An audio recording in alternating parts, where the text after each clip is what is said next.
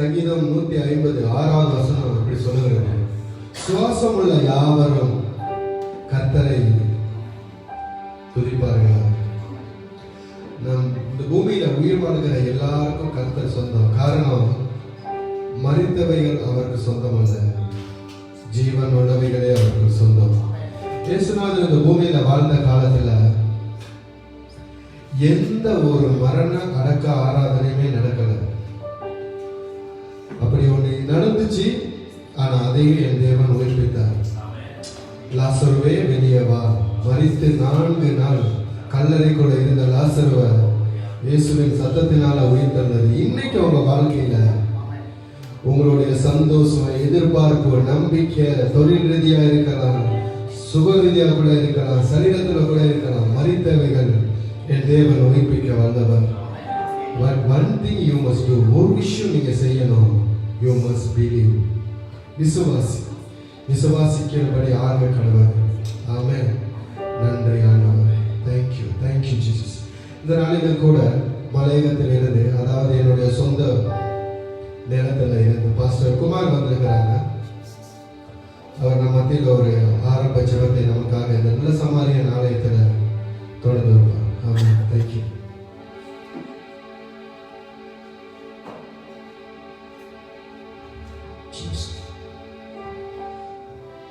நாம் ஒரு விஷயம் கண்களை மூடுவோம். ஆண்டவருடைய வார்த்தை இப்படியாய் சொல்கிறது, 6 நாள் சொந்த வேலைகளை செய்து 7ஆம் நாளிலே அவருடைய நாமத்தை மகிமைப்படுத்தி அவரை நமஸ்கரிக்கப்படுகிறாங்க. வானத்தையும் பூமியையும் உண்டாக்கின சர்வ வல்லமையுள்ள நல்ல ஆண்டவரே, அருமையான பரிசுத்த ஓய்வு நாளுக்காக நன்றி செலுத்துகிறோம் தகப்பனே. ஆண்டவரே, அருமையான இந்த கால நாளிலே கூட கூடி வந்திருக்கதான உங்களுடைய தேவ பிள்ளைகளை உங்களுடைய திருக்கரத்தில் ஒப்பு கொடுக்கிறேன் சுவாமி. தகப்பனே, இங்கே செய்ய போகிற ஒவ்வொரு ஆராதனையும் நீ பொருட்படுத்திக் கொள்வீராக. விசேஷமான வார்த்தை பகுதியை பொருட்படுத்திக் கொள்வீராக.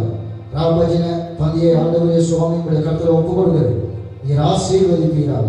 இங்கே பாடுகிற ஒவ்வொரு பாடங்களையும் துதிகளையும் சுவாமி பரிசுத்த ஆவியானவர் தாமே கூட ஒவ்வொருவரை நிரப்பி ஆளுகை செய்யும்படியாக ஜெபிக்கிறோம் தகப்பனே. உங்களுடைய தேவ அபிஷேகத்தில் கூட இருப்பதாக தொடங்க மரியாதை முடிவு தேவதாமை கூட வந்து ஆசீர்வதிப்பதற்காக எங்களுக்காக மனித உயர்ந்த கிறிஸ்து இயேசுவின் நாமத்தினால் எங்களை தாழ்த்தி ஜெபிக்கிறோம் எங்கள் ஜீவனுள்ள நல்ல பிதாவே. ஆமென். ஆமென். கர்த்தர் நல்லவர். ஆமென். அவர் புழுதியில் இருப்பவர்களை உயர்த்தி, குப்பையில் இருப்பவர்களை உயர்த்தி, ராஜாக்களுக்கும் அதிபதிகளுக்கும் மத்தியில் அமர பண்ணுகிற தேவன். காரணம், தலைக்கணம் இல்லாமல் அவருக்கு தலை வணங்கும் போது கர்த்தர் எல்லாத்துக்கும் மேல அவங்க தலையை உயர்த்துவார். தன்னை தாழ்த்துகிறவன் கர்த்தர் உயர்த்துவார், தன்னை உயர்த்துகிறவனை கர்த்தர் நிச்சயம் தாழ்த்துவார். இந்த உலகத்துல யாவரையும் சமமாய் சந்தோஷமாய் வாழ வைக்க வந்த தேவன் என் தேவன் ஒருவரே. ஆமென். கர்த்தர் நல்லவர். நாம் பாடுவோம், அவர் எல்லாவற்றிலும் மேலானவர், அவர் எல்லோரிலும் பெரியவர், சகலவற்றையும் அவர் சிருஷ்டித்தவர், சர்வ வல்லவர். உம்மை போல ஒரு தேவன் இல்லை ஆண்டவரே. நீர் மாத்திரமே, உமக்கு நிகர் நீர் மாத்திரமே ஆண்டவரே. நீ கல்லோ மண்ணோ மரமோ அல்ல, எங்கள் சுவாசத்திலே சுவாசமாய் வாழ்கிற ஜீவனுள்ள தேவன். ஹல்லேலூயா. கர்த்தர் நல்லவர். Thank you Jesus. Thank you Father. Hallelujah.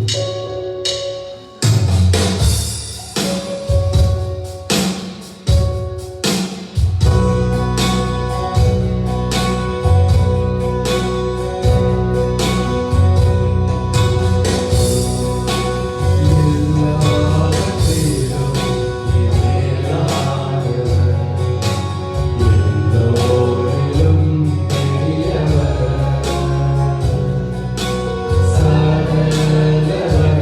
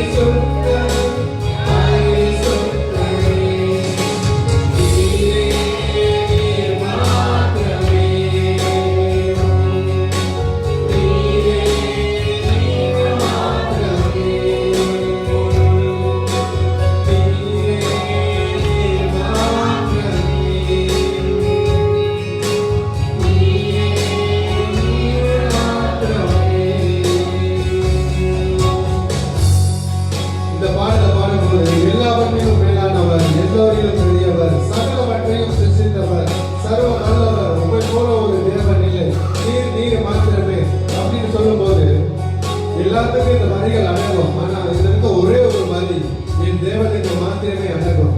அது நான் பரிசுத்தர்.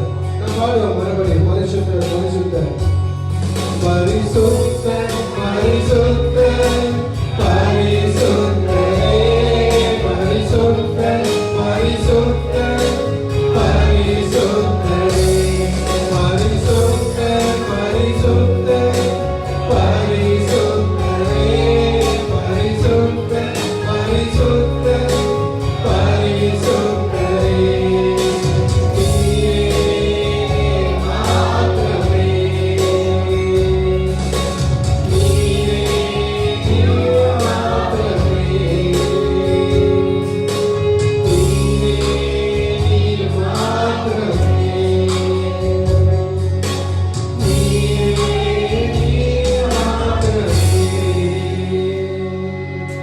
ஹalleluya. கர்த்தர் நல்லவர். எஸ், கரங்களை உற்சாகமாக அங்கங்க பார்க்காதீங்க, எதை குறித்து கவலைப்படாதீங்க.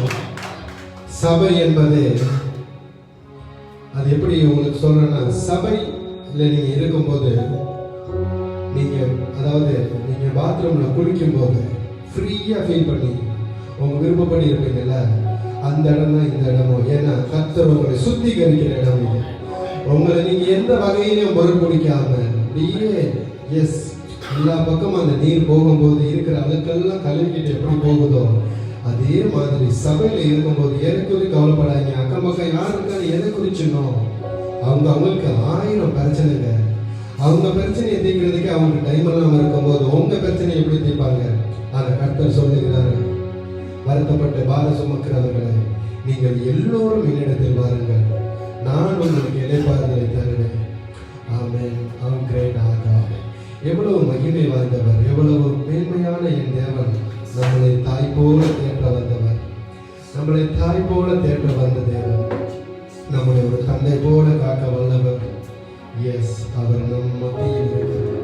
நம்மளை நன்கு புரிந்து கொண்ட ஒரு தேவன். அநேக நேரங்களில் நம் மனைவி கணவன் நம் பெற்ற பிள்ளைகள் நம்மளை பெற்ற தாய் தகப்பன் நம்ம நினைப்போம், ஏன் நம்மளை யாருமே கோச்சிக்கிறாங்க இல்லைன்னு. அது மனுஷனுடைய நேச்சர் அப்படி, மனிதனுடைய பிறப்பு அப்படி. அது நம்ம யாரையும் குறை சொல்லக்கூடாது. ஏன்னா அவங்களுக்கு அவங்க பிரச்சனை பெருசா இருக்கு. ஆனா கருத்தில் எப்படி தெரியுமா, நம்ம பிரச்சனை தான் அவருக்கு பெருசா இருக்கு. காரணம், நம்மளை பிரச்சனையிலிருந்து மீட்கவும், அடிமையிலிருந்து மீட்கவும், பாவத்திலிருந்து மீட்கவும், தரித்திரத்திலிருந்து மீட்கவும், குறைகளிலிருந்து நம்மளை மீட்கவும், நோய் நொடியிலிருந்து நம்மளை மீட்கவும், எல்லா விதமான காரியத்திலிருந்து நம்மளை விடுவிக்கும்படியாக அந்த தேவகுமாரன் மனிதன் ரூபம் எடுத்து அடிமையத்தனமாய் இந்த பூமியில வந்து அடிமையில் இருந்த நம்மளை மீட்பதற்கு தன்னை தாமே ஒப்பு கொடுத்தார். அவர் மேலான தேவன். இந்த இடத்துல யாரையும் உங்களை புரிஞ்சிக்க முடியாதுங்க. நீங்க வந்திருக்கிற உங்க முகத்தையும் உடையையும் உடம்பை வேணா நான் பார்ப்பேன். ஆனா உங்க உள்ளத்தில் இருக்கிற அந்த வருத்தத்தை, அந்த காரியத்தை, அந்த பாரத்தை என் தேவன் பார்க்கிறார். நான் பாடுவோம், தாய் போல தேற்று தந்தை போல என்னை ஆற்றி தோல் மீது சுமந்து செல்ல என் இயேசப்பா, உம்மை போல என்னை புரிஞ்சுக்கிட்டது யாருமே இல்லாண்டவரே. Thank you daddy. ஹalleluya. கர்த்தர் நல்லவர். Thank you Jesus.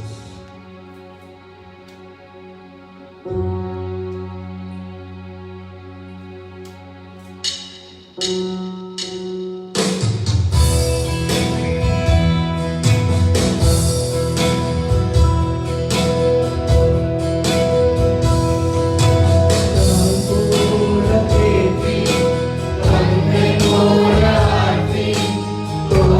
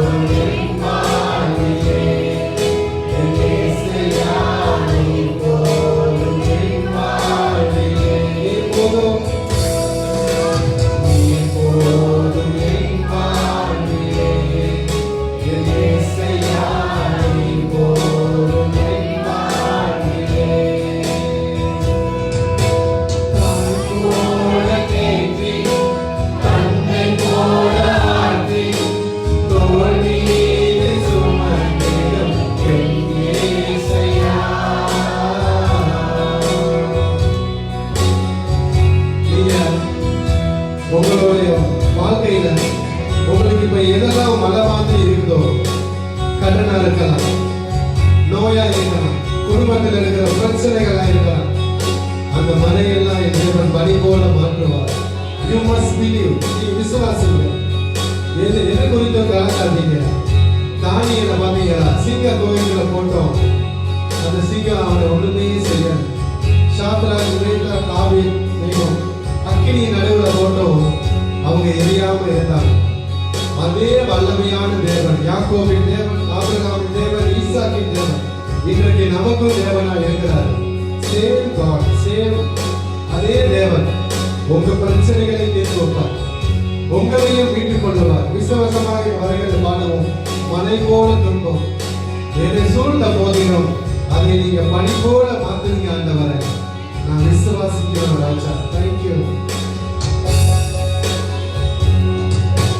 மலை போல துன்பம் என்னை சூழ்ந்த போதும் அதை பனி போல செய்வரே.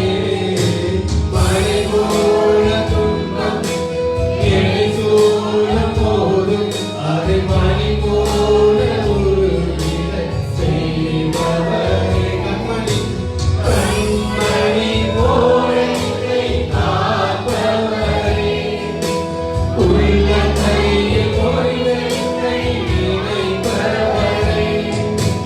கண்மணி போல காப்பவரே. உள்ள கையில் பொறிவென்னை நினைப்பவரே.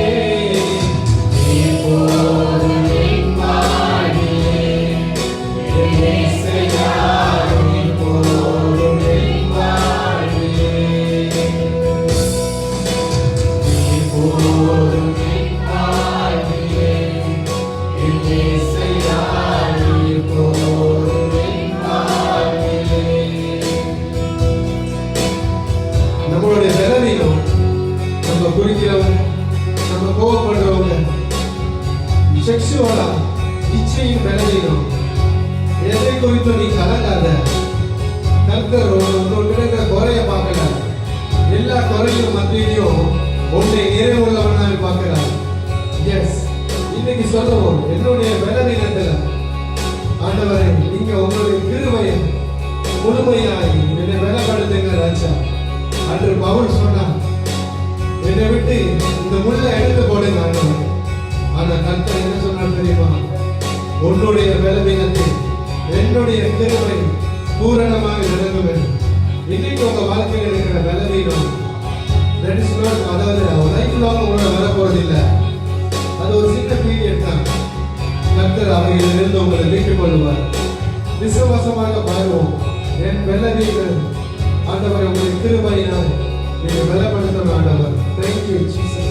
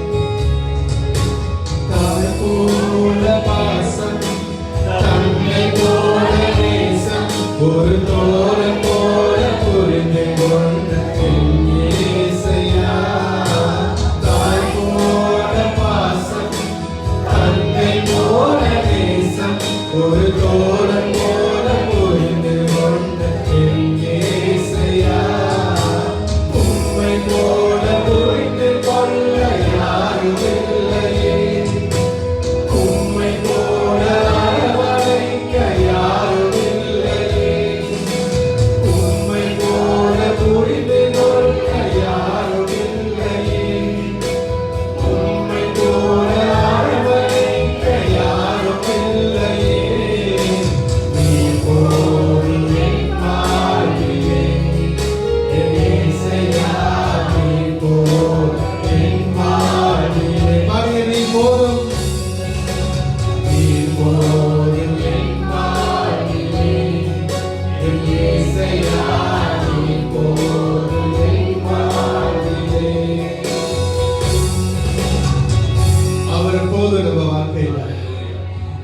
என்னத்தை சம்பாதிச்சும் இந்த உலகத்துல லாபம் இல்லைங்க.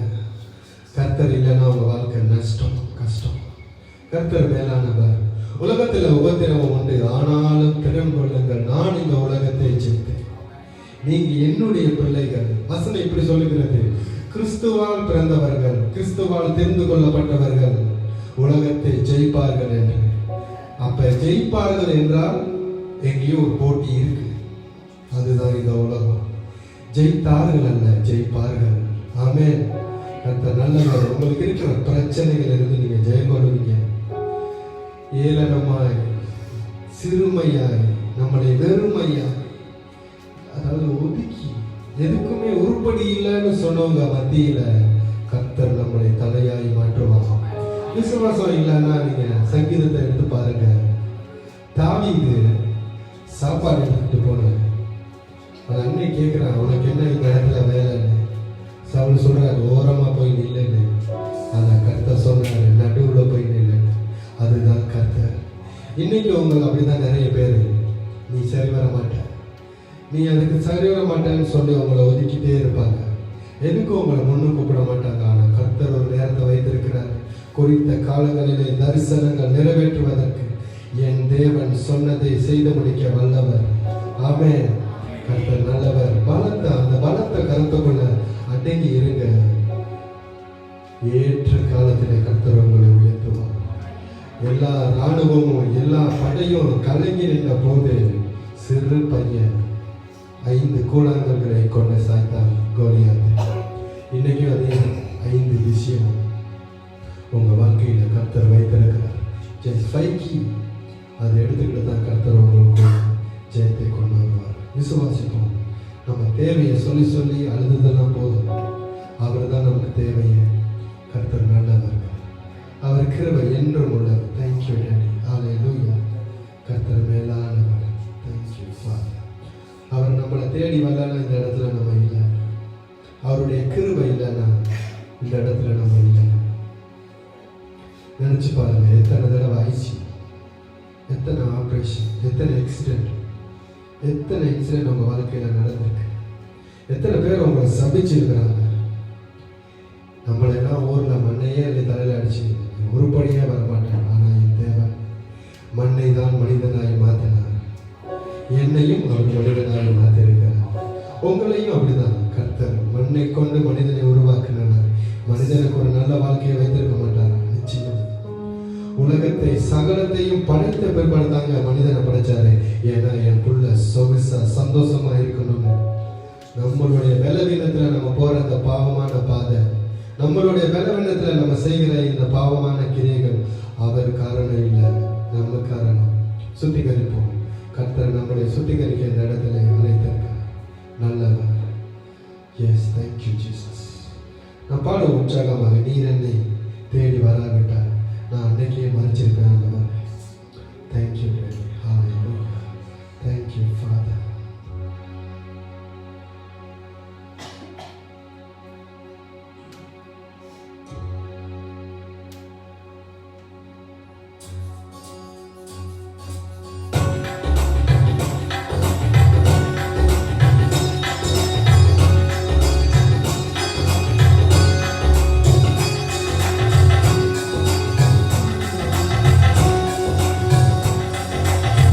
என்னை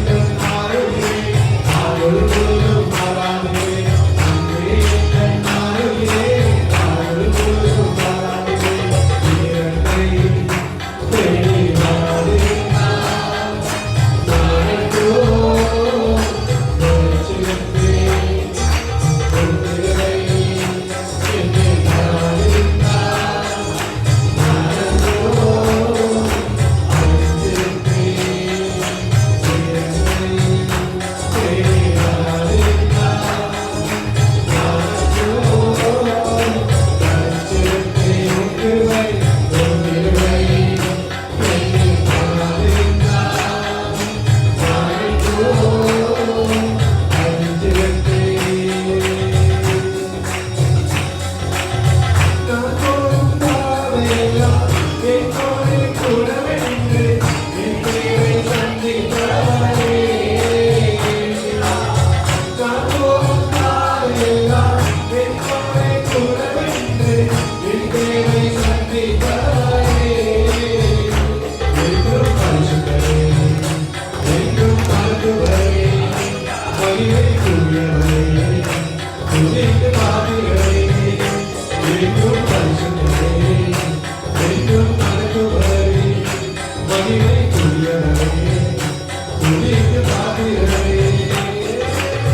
மனிதன் விலகினாலும் பர்வதங்கள் பேர்ந்தாலும் உம் கிருபை என்னை தொடரும். மனிதன் விலகினாலும் பர்வதங்கள் பேர்ந்தாலும் உம் கிருபை என்னை தொடரும்.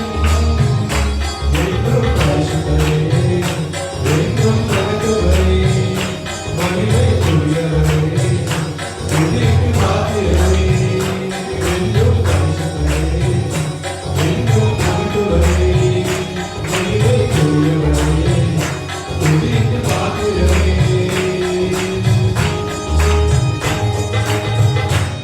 ஹalleluya. கர்த்தர் நல்லவர். இப்படிதாங்க உள்ளத்தில் ஆழத்திலிருந்து உற்சாகமான ஒரு ஆராதனை. காரணம், அவர் எப்போது என்ன சொல்றார்? தேவனுடைய சந்நிதியில் மகிழ்ந்து கலிகூர்ந்தார். கர்த்தர் பெரிய காரியங்களை செய்வார். எஸ், மேலானவைகளை செய்வார். கர்த்தர் நல்லவர். நீங்க என்ன செஞ்சாலும் அவருடைய நாமத்துக்கு மகிமைக்கென்றே செய்யுங்க. கர்த்தர் நல்லவர். ஏன்னா இந்த உலகத்துல நம்ம ஒண்ணுமே இல்லைங்க. We are nothing. நம்ம டஸ்ட், நம்ம ஒரு குப்பை, நம்ம ஒரு அற்பம். ஆனா அவர் நம்மளை அற்புதமாய் மாற்றுகிறார். நம்மளோட கையில எதுவுமே நம்மளால செய்ய முடியாது. அவர் இல்லைன்னா இந்த வாழ்க்கையில எதுவுமே நமக்கு நிரந்தரம் இல்லை. Thank you Jesus. Hallelujah, hallelujah. Thank you. நான் பாடுவோம் மறுபடி. எல்லாவற்றிலும் மேலானவர், அவர் எல்லோரிலும் பெரியவர். Oh thank you father, thank you Jesus, thank you daddy.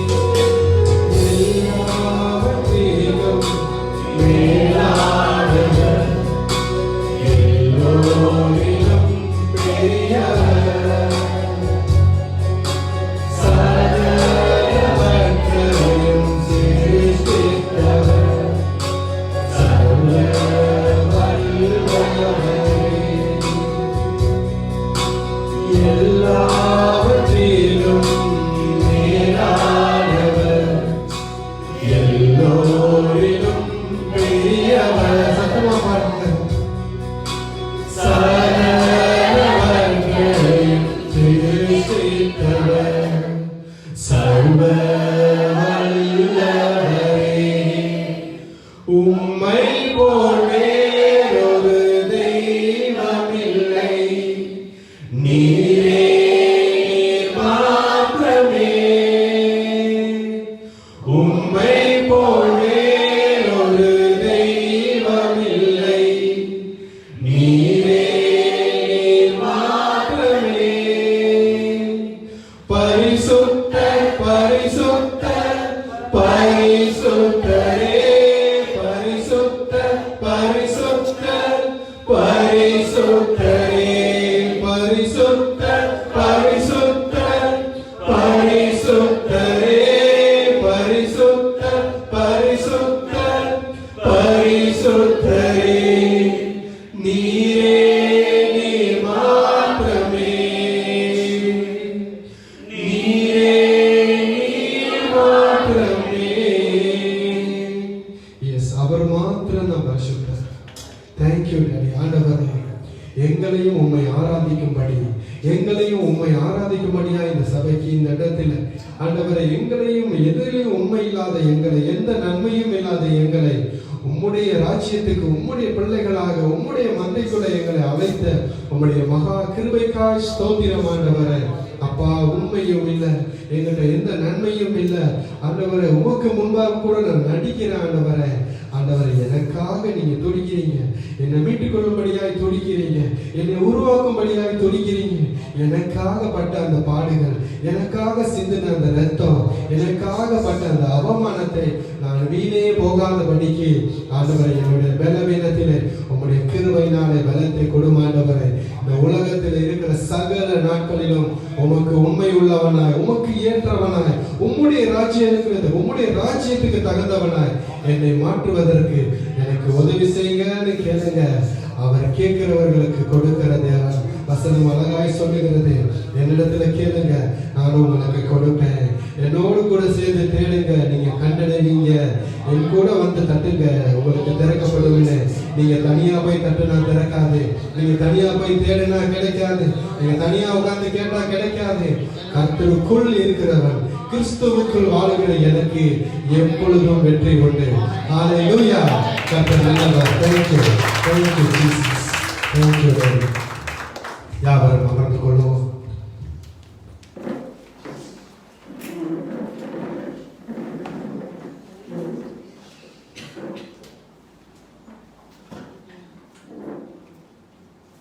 ஹல்லேலூயா.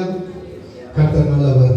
இந்த நாளிலும் கூட கர்த்தருடைய அவருடைய இந்த பலிபீடத்திலே ஒரு தகுதி உள்ளவனாய், எங்களுடைய எல்லா குறைவுகளும் இருப்பினும் அவர் எந்த குறையும் பாராமல் இந்த நாளிலும் கூட தந்த இந்த வாய்ப்புக்காக நன்றி ஆண்டவரே. இந்த சத்தத்தை கேட்கிற இந்த மந்தையின் ஆட்டுகளுக்கு நீங்க பேசுகிற அந்த வசனம் சத்தியம் மன்னா அவர்கள் வாழ்க்கையில ஜீவனாய் போகும்படி, அவங்க எதிர்பார்க்கிற வாழ்க்கையில ஒரு பதிலாய் மாறும்படி நீங்கள் அவருடைய ஞான கண்களை ஆண்டவரை, அவருடைய ஆவிக்குரிய கண்களை, ஆவிக்குரிய இருதயத்தை, ஆவிக்குரிய காதுகளை திறந்து அவர்களுக்குள்ளாய் பேசுகிறதுக்காக ஸ்தோத்திரம் ஆண்டவரே. Thank you daddy. Thank you Jesus. Hallelujah. கர்த்தர் நல்லவர். ஆமென். கர்த்தர் நல்லவர். இந்த நாளிலும் கூட நம்ம ஒரு வேத வாசனத்திலிருந்து நேற்றைய பொழுதுல நான் பிரேரம்ல அமர்ந்து ஜபாரையில் அமர்ந்து நான் நிறைய பிளான் பண்ணிட்டேன். ஆபிரகாம் எடுத்தேன், தாவீதை எடுத்துக்கிட்டு இப்படி நிறைய பேர்த்த பிளான் பண்ணி நான் என்னுடைய மாமிசத்துல நிறைய காரியங்களை எடுத்துக்கிட்டு மெசேஜ் ப்ரிப்பேர் பண்ணணும். ஏன்னா இதுதான் என்னுடைய தீம் அப்படின்ட்டு நான் எடுத்துட்டு போயிட்டு உட்காந்தேன். கர்த்தர் அழகா சொன்னாரு, அதெல்லாம் இருக்கட்டும், முதல்ல நீ சொல்லுவாங்கல்ல, நீயா இரு, அப்பதான் கர்த்தர் நம்மளோட பேசுவார். இன்னைக்கு இந்த இடத்துல ஏன் இதை சொல்றேன் அப்படின்னா, நீங்க சபையில வந்து இருக்கும்போது நீங்களா தான் இருக்கணும். வீட்டுல வச்சுட்டு வந்தீங்க, வீட்டுல என்ன பிரச்சனை அதை பத்தி எல்லாம் யோசிக்கவே கூடாது. உங்க வாழ்க்கையில் என்ன பிரச்சனை அதை பத்தி யோசிக்க கூடாது. கர்த்தருக்கு எல்லாமே தெரியுங்க. வசனம் அழகா சொல்லுகிறது, நீ ஜெபிப்பதற்கு முன்பதாக உன் வாயிலிருந்து புறப்படுகிற ஒவ்வொரு வார்த்தையும் அவர் அறிந்திருக்கிறார் என்று. கர்த்தர் நல்லவருங்க. அவரை நம்முடைய முன்குறித்தவர், சகலத்தையும் அவர் அறிந்திருக்கிறார். நன்றி ஆண்டவரே. இந்த பில்டிங் எடுத்துக்கிட்டீங்கன்னா, நீங்க புதுசா வந்தோட இந்த பில்டிங்ல பாத்ரூம் எங்க இருக்கு, பின்டோர் எங்க இருக்கு, ஃப்ரண்ட் டோர் எங்க இருக்கு, எத்தனை விண்டோ இருக்கு எல்லாம் நம்ம தேடணும். ஆனா இந்த வீடு பில்டிங் கட்டின இன்ஜினியர்ட்ட கேட்டீங்கன்னா அவர் கண்ணு மூடிட்டு சொல்லுவார், இது இங்கே இருக்கு, அது அங்கே இருக்குது, இங்கே இருக்குன்னு. அந்த மாதிரி தான் கர்த்தரும் நம்ம வாழ்க்கையில் அவர் எல்லாமே செஞ்சு வச்சுட்டாரு. அவர் கண்ணை மூடிட்டு நம்மளை நடத்துகிறார். நம்ம தான் அவர்கிட்ட இருந்து ஒவ்வொன்றையும் பிரித்து தேடி கற்றுக்கணும். ஆமென். கர்த்தர் நல்லவர். Thank you Jesus. Thank you daddy. இன்னைக்கு நம்ம பார்க்க போகிற மெசேஜ் டாக்டர் சொன்னாங்க, இதெல்லாம் நீ மீடியாவில் பேசலாம், நான் சபையில் கொஞ்சம் கஷ்டம் அப்படின்னு. பட் இருந்தாலும் எனக்கு ஒரு ஆசை, இதை நம்ம சபைக்கு எடுத்து சொல்லணும் அப்படின்னு. ஒன்றுமே இல்லைங்க. ஆதி ஆமத்தில் 37 41 தான் மெசேஜ் இருக்கு. அப்படின்னா யாரை பற்றி இருக்கு? யோசிப்பை பற்றி இருக்கு. 37 ஆதி 37 41 தான் அந்த மெசேஜ் இருக்கு. கர்த்தர் நல்லவருங்க. எத்தனை பேர், அதாவது எத்தனை பேர் அடுத்த லெவல்னு சொல்லுவாங்கல்ல, அடுத்த லெவல், அடுத்த கட்டமா தமிழ்ல அடுத்த கட்டம், எத்தனை பேர் அதுக்கு போக விரும்புறீங்க? இல்லை பிரதர், இதுல இருந்து இன்னும் கொஞ்சம் ஃப்ரண்ட், இன்னும் கொஞ்சம் முன்னாடி 2 பேர் மட்டும்தான், மற்றவங்கலாம் இன்னும் டைம் எடுத்துக்கலாங்க, ஃப்ளைட் இன்னும் வரல, விசா வரல. ஓகே, நம்ம வாழ்க்கையில நெக்ஸ்ட் அடுத்த பக்கம் ஒரு போகணும், நம்ம இன்னும் கொஞ்சம் முன்னாடி போகணும். நான் அப்படிதான் முதல்ல பிலியம்ஸாக இருந்துட்டு சபைக்கு போகணும்னு, அதுவும் சின்னதுலேயே அந்த சபையில் ரசிக்கப்பட்டோடனே நான் ஒரு பெரிய சபைக்கு போனேன். அப்போ அது நல்லா இருந்துச்சு. ஸோ அந்த நேரத்தில் அந்த சபையில் இருக்கும்போது தமிழ் போகணும்னு ஆசை தான். ஆனால் எனக்கு தமிழில் நம்ம ஆரம்பத்துலேருந்தே அந்த சொல்லுவாங்கல்ல, கொட்டுப்பட்டாலும் தெரியாது, தெரியாது, கொட்டுப்பட்டாலும் மோத கையால் தான் கொட்டுப்பட்டு. எஸ், தங்கத்தில் தான் அடி வாங்கணும், கையில் அடி வாங்கணும். ஸோ அந்த மாதிரி ஒரு ஃபீல் எனக்கு இப்பயுமே இருக்கு. இது பண்ணால் பெஸ்ட்டாக பண்ணணும் கர்த்தருக்கு. ஏன்னா 2-3 லைவ் நார்மல் ஃபோனில் பண்ணிட்டு இப்போ பெஸ்ட்டாக ஐஃபோனில் பண்ணுறோம். கர்த்தர் நல்லதாக இருக்கு. ஏன்னா அவருக்கு பண்ணும்போது நம்ம பெஸ்ட்டாக பிளான் பண்ணணும். இட்ஸ் அ பெஸ்ட் காட் இல்லையா? அவர் சிறந்தவர், அவருக்கு சிறப்பாக தான் செய்யணும். ஸோ இங்கிலீஷ் சபையில் போய்ட்டு உட்காந்து மூலையில் நான் கிறிஸ்டியனே இல்லை, எப்படி இங்கிலீஷும் விளங்கும், படிச்சும் இல்லை, எப்படி இங்கிலீஷ் விளங்கும், பைபிள் விளங்கும் அப்படின்னு. அப்போ என்ன பைபிள் இருக்கு, நான் அடுத்த முறை கொண்டு வந்து காட்டுறேன். டாக்டர்கிட்ட சொன்னேன், இங்கிலீஷும் தமிழில் உள்ள பைபிள் கொண்டு வந்தாங்க. சும்மாவே பைபிள் இவ்வளோ பெருசு, இதில் 2 பாஷையிலேருந்து எவ்வளோ பெருசாக இருக்கும். சட்டத்தாண்டி மாதிரி எடுத்துக்கிட்டு போயிருவேன் காலையிலே. அது இந்த பக்கம் பெருக்கும் போது அப்படியே அந்த பக்கம் விழுந்துடும். அப்போ நான் எடுத்துகிட்டு போயிட்டு அவங்க இங்கிலீஷில் போடுவாங்க, கலேசியன் அதெல்லாம் போடுவாங்க, எப்ரோஸ்லாம். அதை போடுற டக்குன்னு ஃப்ரண்ட் பேஜுக்கு போவேன். தமிழில் இதுக்கு நேரம் என்ன இருக்குது, அப்போ அதை தேடுவேன். அதை தேட முன்னாடி அவர் 10வது சப்ஜெக்ட் போயிடுவார். பட் அது இல்லை, நான் முயற்சி பண்ணினேன்.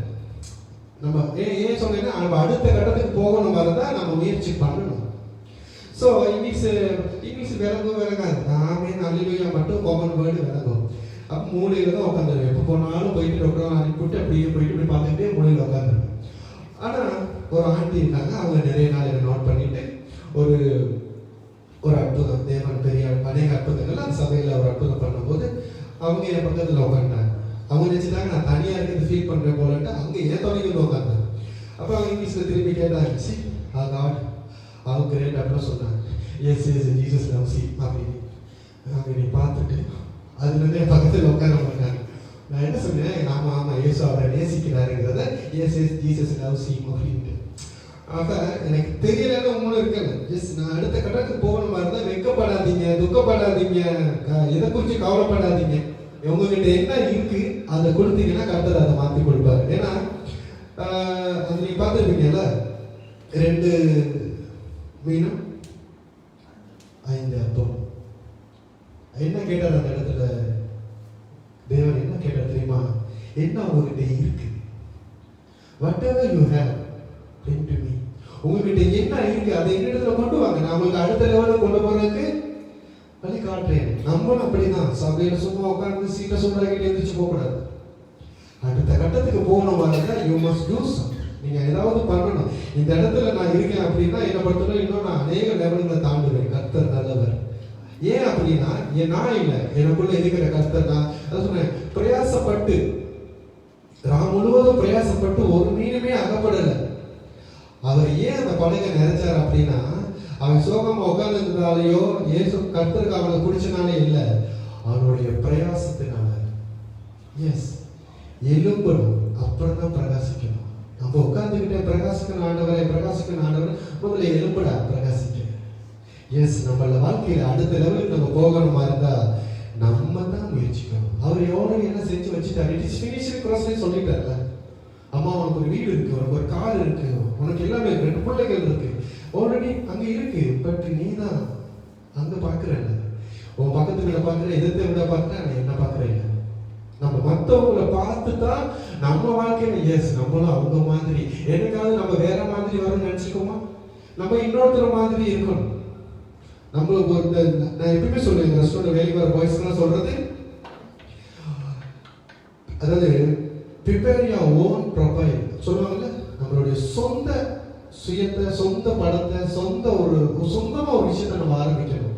காப்பி பண்ணி மற்றவங்க மாதிரி இன்னும் அது அவங்களுடைய அழைப்பு, அது அவங்களுடைய விஷயம். நீங்க என்ன பண்றீங்க? இல்ல டாக்டர் டெய்லி போறாரு, கொரோனா இடத்துல போறாரு, பண்ண கொடுக்குறாரு, நான் போக முடியுமா? நோ. எனக்கு நான் சாமி போய் ட்ரைவ் பண்ணிட்டு அவருக்கு சாமி சுத்த முடியுமா? நோ. ஒவ்வொருத்தருக்கும் ஒரு அழைப்பு இருக்கு. அதுல உண்மையாய் நம்ம அதுல பிரயாசிக்கும் போது கர்த்தர் நம்ம அடுத்த லெவலில் கொண்டு போவாரு. ஏன் நான் சொல்ல வரேன்னா, யோசிப்போட வாழ்க்கையில நான் சொல்லிடுறேன், அந்த 2 மீன் 5 அப்பம் கர்த்தர் கேட்கிறாரு உங்ககிட்ட என்ன இருக்கு. அவன் கொண்டு கொடுத்தோன்னே 5000 பேர் போஷித்து மீதமா 12 கூடைகளை கொடுத்தாரு. அவன் ஒரு நேரம் சாப்பாடு தான் வச்சிருந்தான். ஆனா கர்த்தர் 365 நாளைக்கு சாப்பாடு கொடுத்தாரு. 12 கூடை 12 மாசம். நோ. ஸோ நம்ம இருக்கிறத நம்ம என்ன பண்றோம், இருந்தாலும் அதெல்லாம் இல்லாண்டவரை இது எப்படி? நோ.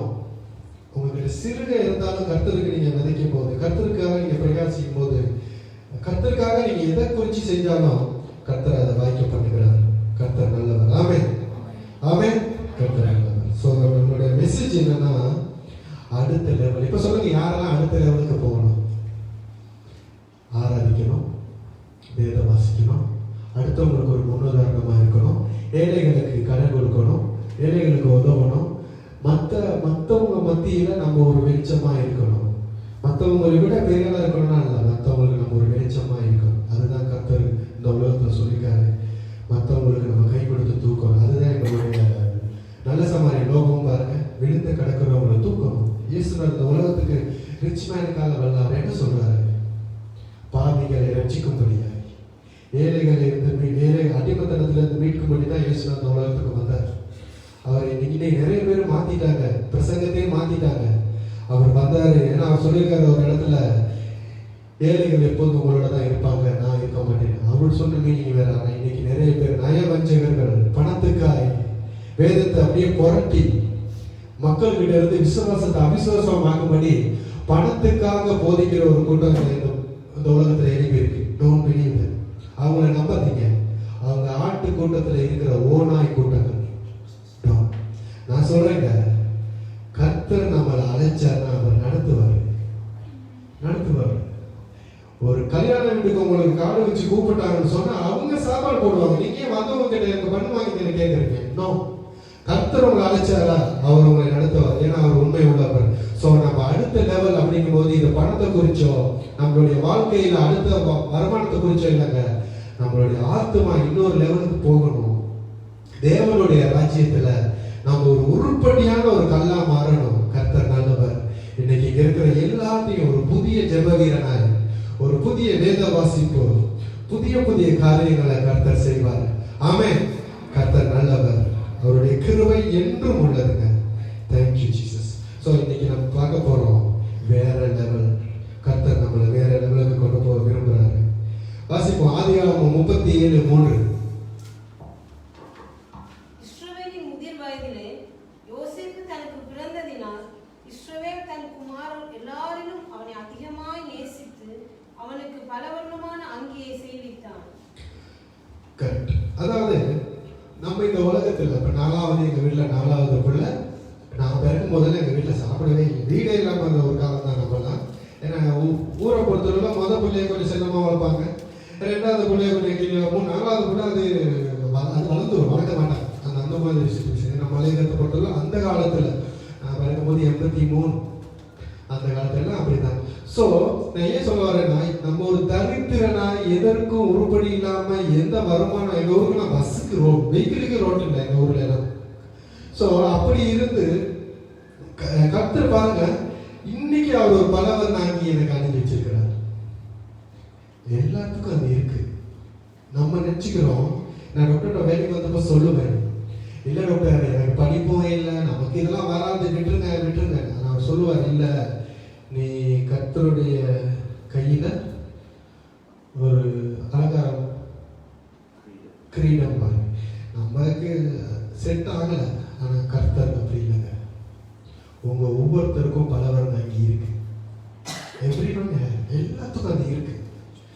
நீங்கள் தான் அதுக்கு அடுத்த லெவலுக்கு போகணும்.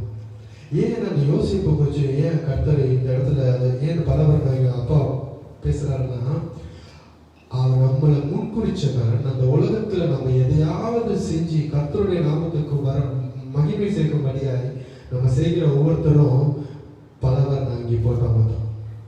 அவரை எந்த இடத்துல உயர்த்துகிறோமோ அந்த இடத்துல நம்ம அவருடைய அங்கி அணிந்தவர்களாக இருக்கிறோம். ஏன் அப்படின்னா யோசிப்பு அந்த வார்த்தையை பார்க்கும்போது உங்களுக்கு தெரியும் ஏன் அவருக்கு அந்த பலவர் அங்கி கிடைச்சிச்சு. கர்த்தர் நல்லவர். நம்ம வாசிப்போம் ஆதியாகமம் 37 23 24. யோசேப்பு தன் சகோதரரிடத்தில் சேர்ந்த போது யோசேப்பு உடுத்திக் கொண்டிருந்த பலவர்ண அங்கியை அவர்கள் கலற்றி அவனை எடுத்து அந்த குழியிலே போட்டார்கள். அது தண்ணீர் இல்லாத வெறும் குழியாயிருந்தது. ஆமென். நம்ம வாழ்க்கையிலையும் உங்க குடும்பத்திலையும் உங்க அப்பா அம்மாவா இருக்கலாம், உங்களுக்கு லைஃப்ல நீங்க வச்சிருக்கிற அச்சீவ்மெண்டா இருக்கலாம், ஒரு நல்ல பிசினஸா இருக்கலாம், நீங்க பண்ண போற ஊழியமா இருக்கலாம். இதுல நீங்க போகும்போது அதை குழப்புறதுக்கு வேற யாருமே இல்லைங்க. பைபிள் அழகா சொல்லியிருக்குது, உன் வீட்டாரே உனக்கு சத்துரு.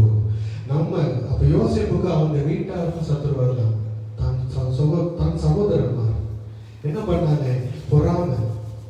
இன்னைக்கு யாரெல்லாம் அவங்களை பார்த்து பொறாமப்படுறாங்க, யாரெல்லாம் அவங்களை பார்த்து எரிச்சிருப்பாங்க, உங்களை பார்த்தோன்னே சில பொய்க்கு சிரிப்பாங்க, ஒரு மாதிரி இருக்கும். எனக்கெல்லாம் தெரியும், நல்லா இருந்தேன். இப்போ இல்லை, கொஞ்சம் காலமே எங்களை இருக்கிற இந்த நம்ம சொசைட்டிலே தான் பார்த்தோன்னு ஒரு சிரிப்பாங்க. நான் யோசிப்பேன், ஏன் ஆண்டவரே பொறாமை இருக்குதுன்னா you are in blessing place, அவ்வளோதான். யாரெல்லாம் அவங்க பார்த்து பொறாமப்படுறாங்களோ நீங்க ஆசீர்வாதமான இடத்துல இருக்கீங்கன்னு அர்த்தம். ஆமா. ஏன் அப்படின்னா ஒருத்தர் பாவியா இருக்கும்போது, பாவத்துல இருக்கும்போது அட்வைஸ் பண்ணிக்கிட்டே இருப்பாங்க. எப்ப அவன் அதெல்லாம் விட்டு ஊழியத்துக்கு வந்துட்டான்னா அவனை பார்த்து பொறாமப்படுவாங்க. அவன் குழந்தையா இருக்கும்போது தூக்கி கொஞ்சம் அண்ணன் தம்பி தான், அவன் நடக்க முடியாம இருக்கும்போது நடப்பழக்கின அந்த அண்ணன் தம்பி தான் பெரியாள் ஆன பிற்பாடு குழியில போட்டாங்க. இன்னைக்கு நீங்க குழந்தையா இருக்கும்போது அந்த குழந்தை மாதிரி எதுவுமே செய்யாம அப்படியே கேவலமா ஒரு வாழ்க்கை, மன்னிக்கணும் இந்த வார்த்தை சொன்னதுக்கு. பட் அப்படி இருந்தீங்கன்னா உங்களை நிறைய பேர் நேசிப்பாங்க.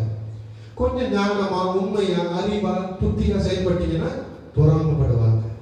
அவனுக்கு அந்த பலவரம் நான் இங்கே கிடைக்கிற மாதிரி அவங்க அப்பாவுக்கு ஏற்கனவே தெரிஞ்சுக்கிறாங்க. கனவை பத்தி 1000 தடவை சொல்லிக்கிறாங்க அப்பா கிட்ட. எஸ், இவன் ஏதோ செய்ய போறோம். நம்ம வாழ்க்கையை அப்படிதாங்க. சின்ன பிள்ளையா இருந்தா எல்லாத்துக்கும் பிடிக்கும், கொஞ்சம் பெரியால வந்துட்டா பிடிக்காது. அப்ப நீங்க பெரியால ஆகுறது தான் அவங்களுக்கு பிரச்சனை. ஆனா பெரியால தான் நீங்க ஆகணும். டோன்ட் கிவ் அப், விட்டு கொடுக்கவே வேணும். அவனை குறியில போட்டாங்க. கர்த்தர் நல்லவருங்க. பாருங்க, அதே இது நீங்க 37 23 24 வாசிங்களா, 39 4 5 வாசிங்க. யோசேப்பினிடத்தில் தயவு வைத்து அவனை தனக்கு ஊழியக்காரனும் தன் வீட்டுக்கு விசாரணை காரணமாக்கி தனக்கு உண்டான யாவற்றையும் அவன் கையில் ஒப்புவித்தான். அவனை தன் வீட்டுக்கும் தனக்கு உண்டான எல்லாவற்றுக்கும் விசாரணைக்காரனாக்கினது முதற்கொண்டு கர்த்தர் யோசேப்பின் நிமித்தம் அந்த எகிப்தின் வீட்டை ஆசீர்வதித்தார். ஆமென். இந்த மெசேஜ் இப்ப இது நான் இடையில இதை சொன்னேன், நான் முடிக்கும் போது உங்களுக்கு ஆழமா புரியும். ஏன் நான் சொல்ல வரேன்னா, குழியில போட்டவன், அதாவது ஆழத்துக்கு போனவங்களை கர்த்தர் எப்படி அரமனையில போட்டு நிப்பாட்டினார் பாத்தீங்களா? அந்த இடத்துல நீங்க நீங்க இந்த ஆதியாகமம் 37 இருந்து இந்த யோசேப்பு ஸ்டோரி வாசிக்கும் போது உடம்புல ஒட்டு துணி கூட இல்லாம ரோட்ல கலட்டி அவனை செக் பண்ணிட்டு தான் கொண்டு போனான். ஏன்னா யூதர் காலத்துல உடம்புல எந்த தழும்புகளோ நோயில இது இருக்கக்கூடாது. அப்படி ஒண்ணுமே இல்லாம இன்னைக்கு நீங்க நிக்கிறீங்களா? உங்க வாழ்க்கையில எவ்வளவோ இருந்தாலும் இல்ல பிரதர், எப்படியெல்லாம் இருந்து எங்க அப்பா எனக்கு பலவரனை அங்கி போட்டாங்க. பாருங்க யோசிப்பு வாழ்க்கைய, அப்பா பலவரனை அங்கி போட்டாங்க, அஞ்சு நம்பி எல்லாம் தூக்கி தூக்கி கொஞ்சினாங்க, சாப்பிடவே முடியாது, 5 அண்ணனும் 5 பக்கம் வாயில வைப்பாங்க, அவ்வளவு செல்லமா வளர்ந்த பிரதர். இன்னைக்கு ஒண்ணுமே இல்லை. Don't worry. இன்னைக்கு குழியில இருக்கீங்களா? ஒண்ணுமே இல்லாம நிர்வாணியா இருக்கீங்களா? கர்த்தர் உங்களுக்காக ஒரு இடத்தை ஆயத்தம் பண்ணிக்கிட்டு இருக்கிறாரு. You must believe. நீங்க விசுவாசிங்க, கர்த்தர் மாத்துவாருங்க. நாங்க ஆசை ஐயா எங்கள் ஊரில் எஸ்டேட்டில் வேலை செஞ்சால் தான் இடம் கிடைக்கும்னு சொல்லி ஒரு 1.5 வருஷம் வேலை செஞ்சு எஸ்டேட் குவார்டர்ஸ்க்கு பக்கத்துலேயே ஒரு நண்பனுக்காக அவங்க வீட்டு பக்கத்துலேயே வீடெல்லாம் கட்டி யாருமே நான் குத்தம் சொல்லலை, கருத்தில் எனக்கு வச்ச திட்டத்தை சொல்கிறேன். வீடெல்லாம் கட்டி 2004 இப்போ சிந்தியெல்லாம் 250 ரூபா ஒரு கிலோ ஒரு மூட்டை சொல்லி கருத்தர் நல்லவர். கிட்டத்தட்ட 4 லட்சத்துக்கு ஒரு வீடு கட்டினேன். அப்போ அந்த அமௌண்ட்டுக்கு நல்ல வீடு கட்டலாம்.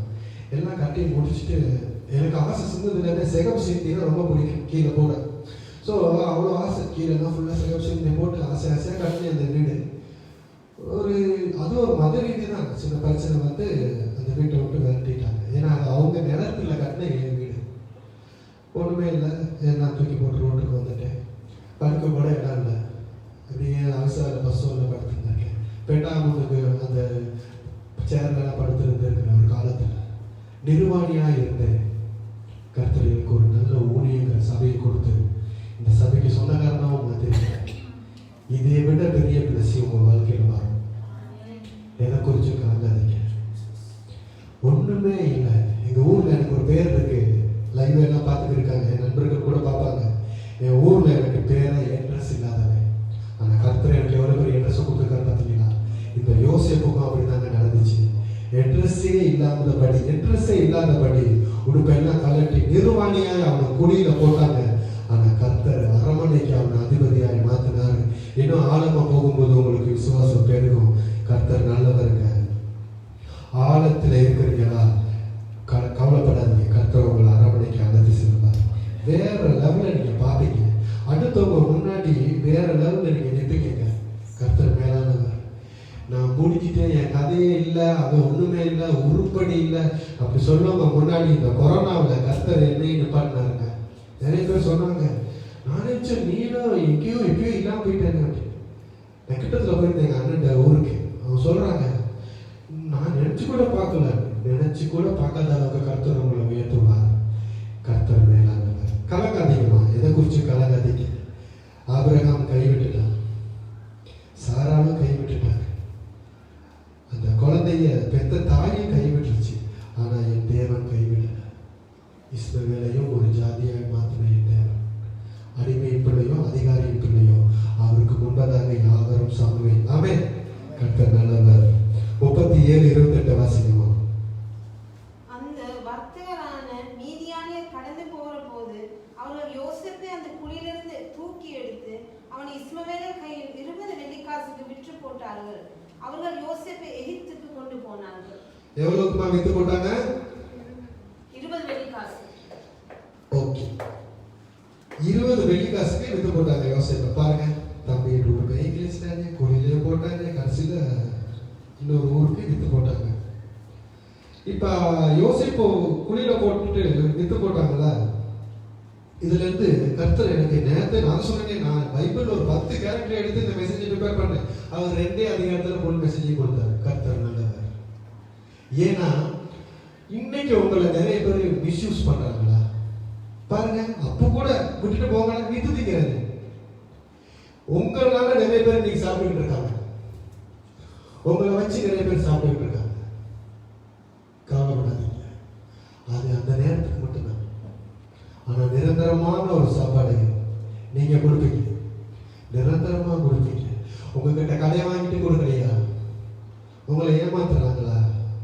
இல்லை இப்போ கூட உங்களால உண்மை சொல்ல முடியல பிரதர் சொல்றீங்களா? கவலைப்படாதீங்க.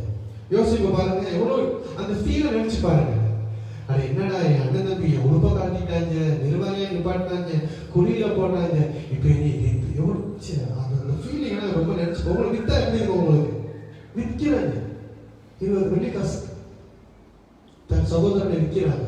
இன்னைக்கு உங்க குடும்பத்தில் அது நடந்துகிட்டு இருக்கு. ஒவ்வொருத்தருக்கு உங்களால நிறைய பேர் வாழ்றாங்க, உங்களை வச்சு வாழ்றாங்க. பரவாயில்ல, ஒரு காத்தடிச்சு ஒரு சுனாமி வந்து ஒரு இதெல்லாம் வரக்கூடாது நான் சொல்றேன். அப்படியெல்லாம் வந்து அவங்களுக்கு எதுவுமே நடக்காது. ஆனா அந்த நேரத்துல நீங்க உதவுவீங்க. இந்த பைபிள்ல அது இருக்கு. யோசேப்பு தாங்க கடைசியில அவங்களை எல்லாத்தையும் காப்பாற்றணும். வருவோம், அந்த இடத்துக்கு வருவோம். அதே வாசிக்கமா மத்தேயு 39 மத்தேயு 26:15.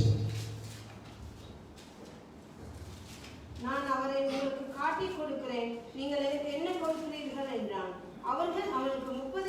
காசை கொடுக்க உடன்பட்டார்கள். அந்த இடத்துல யோசேப்பு எவ்வளவுக்கு வித்தாங்க? 20 காசு, 20 வெள்ளி காசு. இந்த இடத்துல இயேசு எவ்வளவுக்கு காட்டி கொடுத்தாங்க? 30 வெள்ளி காசு. இன்னைக்கு இயேசுவை உலகத்துல எத்தனை பேர் வித்துக்கிட்டு இருக்காங்க?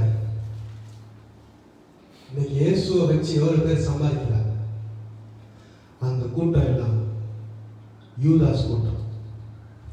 யாரெல்லாம் இயேசு ஊழியங்கிற பேர்ல மக்கள்கிட்ட இருந்து பணங்களை அபகரிக்கிறாங்களோ, வல்லமையான ஊழியங்கிற பேர்ல ராஜ்யம் கட்டணும், சபை கட்டணும், அலைச்சவர் நடத்துவாரு. நீங்க ஒண்ணுமே பண்ண தேவையில்ல.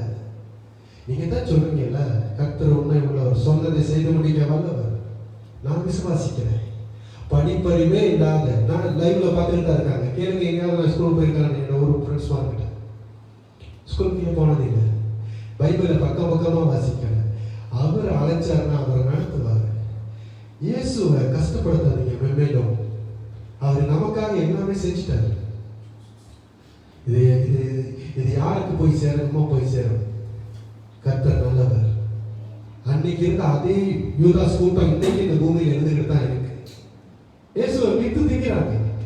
இன்னைக்கு நிறைய பேர் சபையிலே பயப்படுறாங்க. காரணம், இந்த யூதாஸ் கூட்டம் என்ன இருந்துகிட்டு இருக்கு. நோ, ஆனா ஒரு நாள் வரும், உண்மையாய் ஊழியம் செய்யறவங்க, உத்தமமாய் ஊழியம் செய்யறவங்க கிட்ட இந்த கள்ள போதனைகள், இந்த கள்ளத்தனமான ஊழியம் செய்யறவங்க கையேந்தி நிற்பாங்க. நீதிமான் ஒரு நாள் விழுந்து போவான். கர்த்தர் நல்லவர். யோசிப்பு நீதிமானா இருந்தார், இயேசு நீதிமான். கடைசியில யாரெல்லாம் இயேசுநாதருக்கு எதிர்ப்பாய் செயல்பட்டாங்களோ, கர்த்தர் அழகாக ஒரு வசனம் சொன்னாரு, அவர்களை மன்னியும். அந்த மாதிரி கர்த்தர் நிச்சயம் மன்னியும். அப்படின்னா இயேசுவை இன்னைக்கு யாரெல்லாம் வச்சு சம்பாதிச்சு யூதாஸ் கூட்டம் மாதிரி இந்த பூமியில நிறைய பேர் நிற்கிறாங்க. அவங்க எல்லாம் ஒரு நாள் முழங்கால் பண்ணிக்கிட்டு அழுகுவாங்க சபையில. கர்த்தர் நல்லவங்க. கர்த்தரை நம்ம விட்டு திங்க முடியாது, விட்டு திங்க கூடாது. ஸோ அன்னைக்கு யோசிப்பை வித்தாங்க. எவ்வளவுக்கு? 20 வெள்ளி காசுக்கு. கர்த்தர் நல்லவர். வாசிக்கமா 37:36 ஆதியாகமம். அந்த மீதியானியர் யோசேப்பை ஏற்றிலே பார்வோனின் பிரதானியும் கல்யாணியாகிய அதிபதியும் ஆகிய போத்திபார் என்பவரிடத்தில் விட்டார்கள். எத்தனை பேருக்கு ஒருத்தர் விற்க முடியும்? இன்னைக்கு நீங்க பாத்தீங்கன்னா, யோசேப்பு அவன் சகோதரமா 20 வெள்ளி காசு வித்தாங்க, அவங்க போயிட்டு அங்க வித்தாங்க. எதை விற்க முடியும் தெரியுமா? பெருமதி இருக்கிறத தான் விற்க முடியும். Yes, you are valuable, then can be sale. நீங்க எக்ஸ்பென்சிவா இருந்தா தான் விற்க முடியும். எங்க ஜீப்பை நாங்க 5 வருஷத்துக்கு முன்னாடி ஒரு சின்ன அமௌண்ட்டுக்கு எடுத்தோம். 6 வருஷம் யூஸ் பண்ணி பெரிய அமௌண்ட்டுக்கு விற்றோம். வேல்யூ சொல்லுவாங்கல்ல, இந்த டொயோட்டா வெஹிக்கல் எப்போ எடுத்தாலும் வித்துக்கலாம். நம்ம இந்த தள்ளுபடிக்கு சேல் போகிற ஜனம் இல்லைங்க. So precious. ஏன்னா நம்ம தேவனுடைய சாயலாக இருக்கிறோம், தேவனுடைய ஜனமாகவும் இருக்கிறோம். ஆமென். கர்த்தர் நல்லவர். உங்களை யாரும் மிஸ்யூஸ் பண்றாங்களா? உங்களை ஏளனமா நினைக்கிறாங்களா? உங்களை விற்கிறாங்களா? ஏன் விற்கிறாங்களான்னு சொல்றேன் அப்படின்னா, உங்களை வச்சு சமாளிச்சு சாப்பிட்றாங்களா? அவங்களால ஒரு ரூபா கூட வராதுங்க. நீங்க மாணிக்கம், கோல்டுக்கு நீங்க நம்ம அந்த எத்தனை பேரோட யோசிச்சு பாருங்க. 20 வெள்ளி காசு வித்து திருப்பி அனுப்பிட்டு அரமனையில் 2 காசு விற்கிறாங்க. அப்பனா என்ன அர்த்தம் அப்படின்னா, பெருமதி இருக்கிறதுக்கு தாங்க பிசினஸ் நடக்கும். ஸோ நீங்க பெருமதியானவங்க. உங்களை மிஸ்யூஸ் பண்றாங்களா? உங்களை வச்சு ஏச்சி சம்பாதிச்சு சாப்பிட்டுக்கலாம் இருக்காங்களா? அவங்களால ஒன்றும் ஆகாது. அதான் கர்த்தர் உங்களை வச்சு அந்த செயல்களை செய்ய வைக்கிறார். இன்னும் இருக்குது இந்த யோசிப்போட வாழ்க்கை. இந்த பெஸ்ட் எக்ஸாம்பிள் நம்ம வாழ்க்கைக்கு யோசிக்கும். அதாவது அதுக்கப்புறம் பாருங்க, அவங்க வித்த பிறப்பாடு நம்ம வாழ்க்கையில நம்மளை வச்சு நான் டாக்டர்கிட்ட நிறைய பேசியிருக்கிறேன். நான் டாக்டர்கிட்ட வரும்போது என் சம்பளம் 0 தான் இருந்துச்சு. ஆனால் எங்கள் அம்மா இருக்கும்போது எனக்கு ஒரு 7 வயசு இருக்கும். அந்த 8 வயசுல இருந்து நாங்கள் வீட்டில் பகலாக்காட்டிலாம் வேலை செஞ்சு தான் வளர்ந்தேன். ஒரு 1-2 வருஷம் என்ன ஃப்ரெண்ட்ஸோட ஊரில் இருந்திருப்பேன். மற்றபடி நான் எல்லா வேலையும் எனக்கு தெரியும். இன்னைக்கு இங்கே எனக்கு என்ன வேலை கொடுத்தாலும் நான் செய்வேன். அப்படின்னா சாப்பாட்டுக்காக போயிட்டு ஒரு இடத்துல வேலை செஞ்சு வந்தவன் தான் நான். ஏன் அப்படின்னா அவ்வளவு சம்பாதிச்சாங்க, என்னைய வச்சு எல்லாம் சம்பாதிச்சுக்கிட்டாங்க. நான் 1 ரூபா இன்னைக்கு அந்த மாதிரி எத்தனை பேர் குடும்பத்துக்காக, சொந்தங்களுக்காக, பிள்ளைகளுக்காக, அம்மா அப்பாவுக்காக? தப்பு இல்லைங்க, உங்களால் மட்டும்தான் அது பண்ண முடியும். நீங்கள் ஸ்ட்ராங்காக இருக்கிறவங்க தான் வெயிட் தூக்க முடியும், வீக்காக இருக்கிறவங்களாம் தூக்க முடியாது. ஸோ கர்த்தர் நிறைய பேர் கேட்பாங்க, பிரதர் ஜிம்முக்கு போனீங்களா, நல்லா உடம்பு? இல்லைங்க, வெறும் மண்ணு மூட்டையும் கலையும் தூக்கி வந்த உடம்பு. விறகு வெட்டுறது, பலகை வெட்டுறது, காடு வெட்டுறது, இதான் நான் செஞ்சிருக்கிறேன். அவர் என்ன இந்த இடத்துல எல்லாம் வந்து நிப்பாட்டிருக்கிறார். பணம், பேரு, புகழ், நம்மளுடைய வாழ்க்கையில வருமானம், ஆசீர்வாதம், அதெல்லாம் நீங்களாம் தேட முடியாது. கர்த்தருடைய ஆசீர்வாதமே. நம்ம எவ்வளவு தேடி போனாலும் அதை ஏமாத்துறதுக்கு அநேக கூட்டம் இருக்கு. ஆனா பாருங்க, யோசிப்பு ஆசீர்வாதம் ஐஸ்வர்யக்காரனா தானே இருந்தான். பலவரன் அங்கி தரிச்சு இன்னொரு செல்ல பிள்ளையா இருந்தான். அவனை குறிப்பிட்டு நிக்கிறாங்க. அடுத்த வருஷம் வாசிங்க. அதனால நீங்க நான் என்ன சொல்ல வரேன்னா, உங்களை யாரெல்லாம் மிஸ்யூஸ் பண்றாங்களோ, உங்களை வச்சு யாரெல்லாம் ஏமாத்துறாங்களோ கவலைப்படாதீங்க. நீங்க அடுத்த லெவலுக்கு போக போறீங்கன்னு அர்த்தம். அங்க 20 வெள்ளிக்காசுக்கு வித்தவங்க இங்க கொண்டு வந்து உங்களுக்கு ஒரு 100 வெள்ளிக்காசுக்கு வித்துருக்கணும். அதுல எவ்வளவுன்னு போட்டுங்க. அப்ப 20 ரூபாய்க்கு 10 ரூபாய்க்கு விற்போம். பிசினஸ் அது இல்லைங்க. நீங்க சொல்லுங்க, 100 ரூபாய்க்கு வாங்கி 50 ரூபாய்க்கு வித்துருக்கீங்க, ஏதாவது விற்க மாட்டோம். அப்போ ஒரு குறைஞ்ச விலைக்கு வாங்கினா ஒரு பெரிய விலைக்கு, அப்ப அவர் இன்னும் மேல போயிட்டாருன்னு அர்த்தம். ஸோ 20 ரூபாய்க்கு வாங்கினவர் 100 ரூபாய்க்கு விற்கப்பட்டாருன்னா அவர் அடுத்த லெவலுக்கு போயிட்டாரு இல்லையா? கர்த்தர் நல்லவர். புரியுதா மெசேஜ்? கர்த்தர் நல்லவர். அடுத்து வாசிங்க, ஆதியாகமம் 39:9. இந்த வீட்டிலே என்னிலும் பெரியவன் இல்லை, நீ அவனுடைய மனைவியால் இருக்கிறபடியால் உன்னை தவிர வேறொன்றையும் அவன் எனக்கு விலக்கி வைக்கவில்லை. இப்படி இருக்க நான் இத்தனை பெரிய பொல்லாங்குக்கு உடன்பட்டு தேவனுக்கு விரோதமாய் பாவம் செய்வது எப்படி என்றான். அந்த இடத்துல ஒண்ணுமே இல்லாத ஒருத்தன், குழியில் இருந்த ஒருத்தன், நிர்வாகியா இருந்த ஒருத்தன், 20 புலிகாசு விற்கப்பட்ட ஒருத்தன், அடிமையா அழைக்கப்பட்ட ஒருத்தன் அரமனையில வேலைக்கு கொண்டு சேர்த்தாங்க.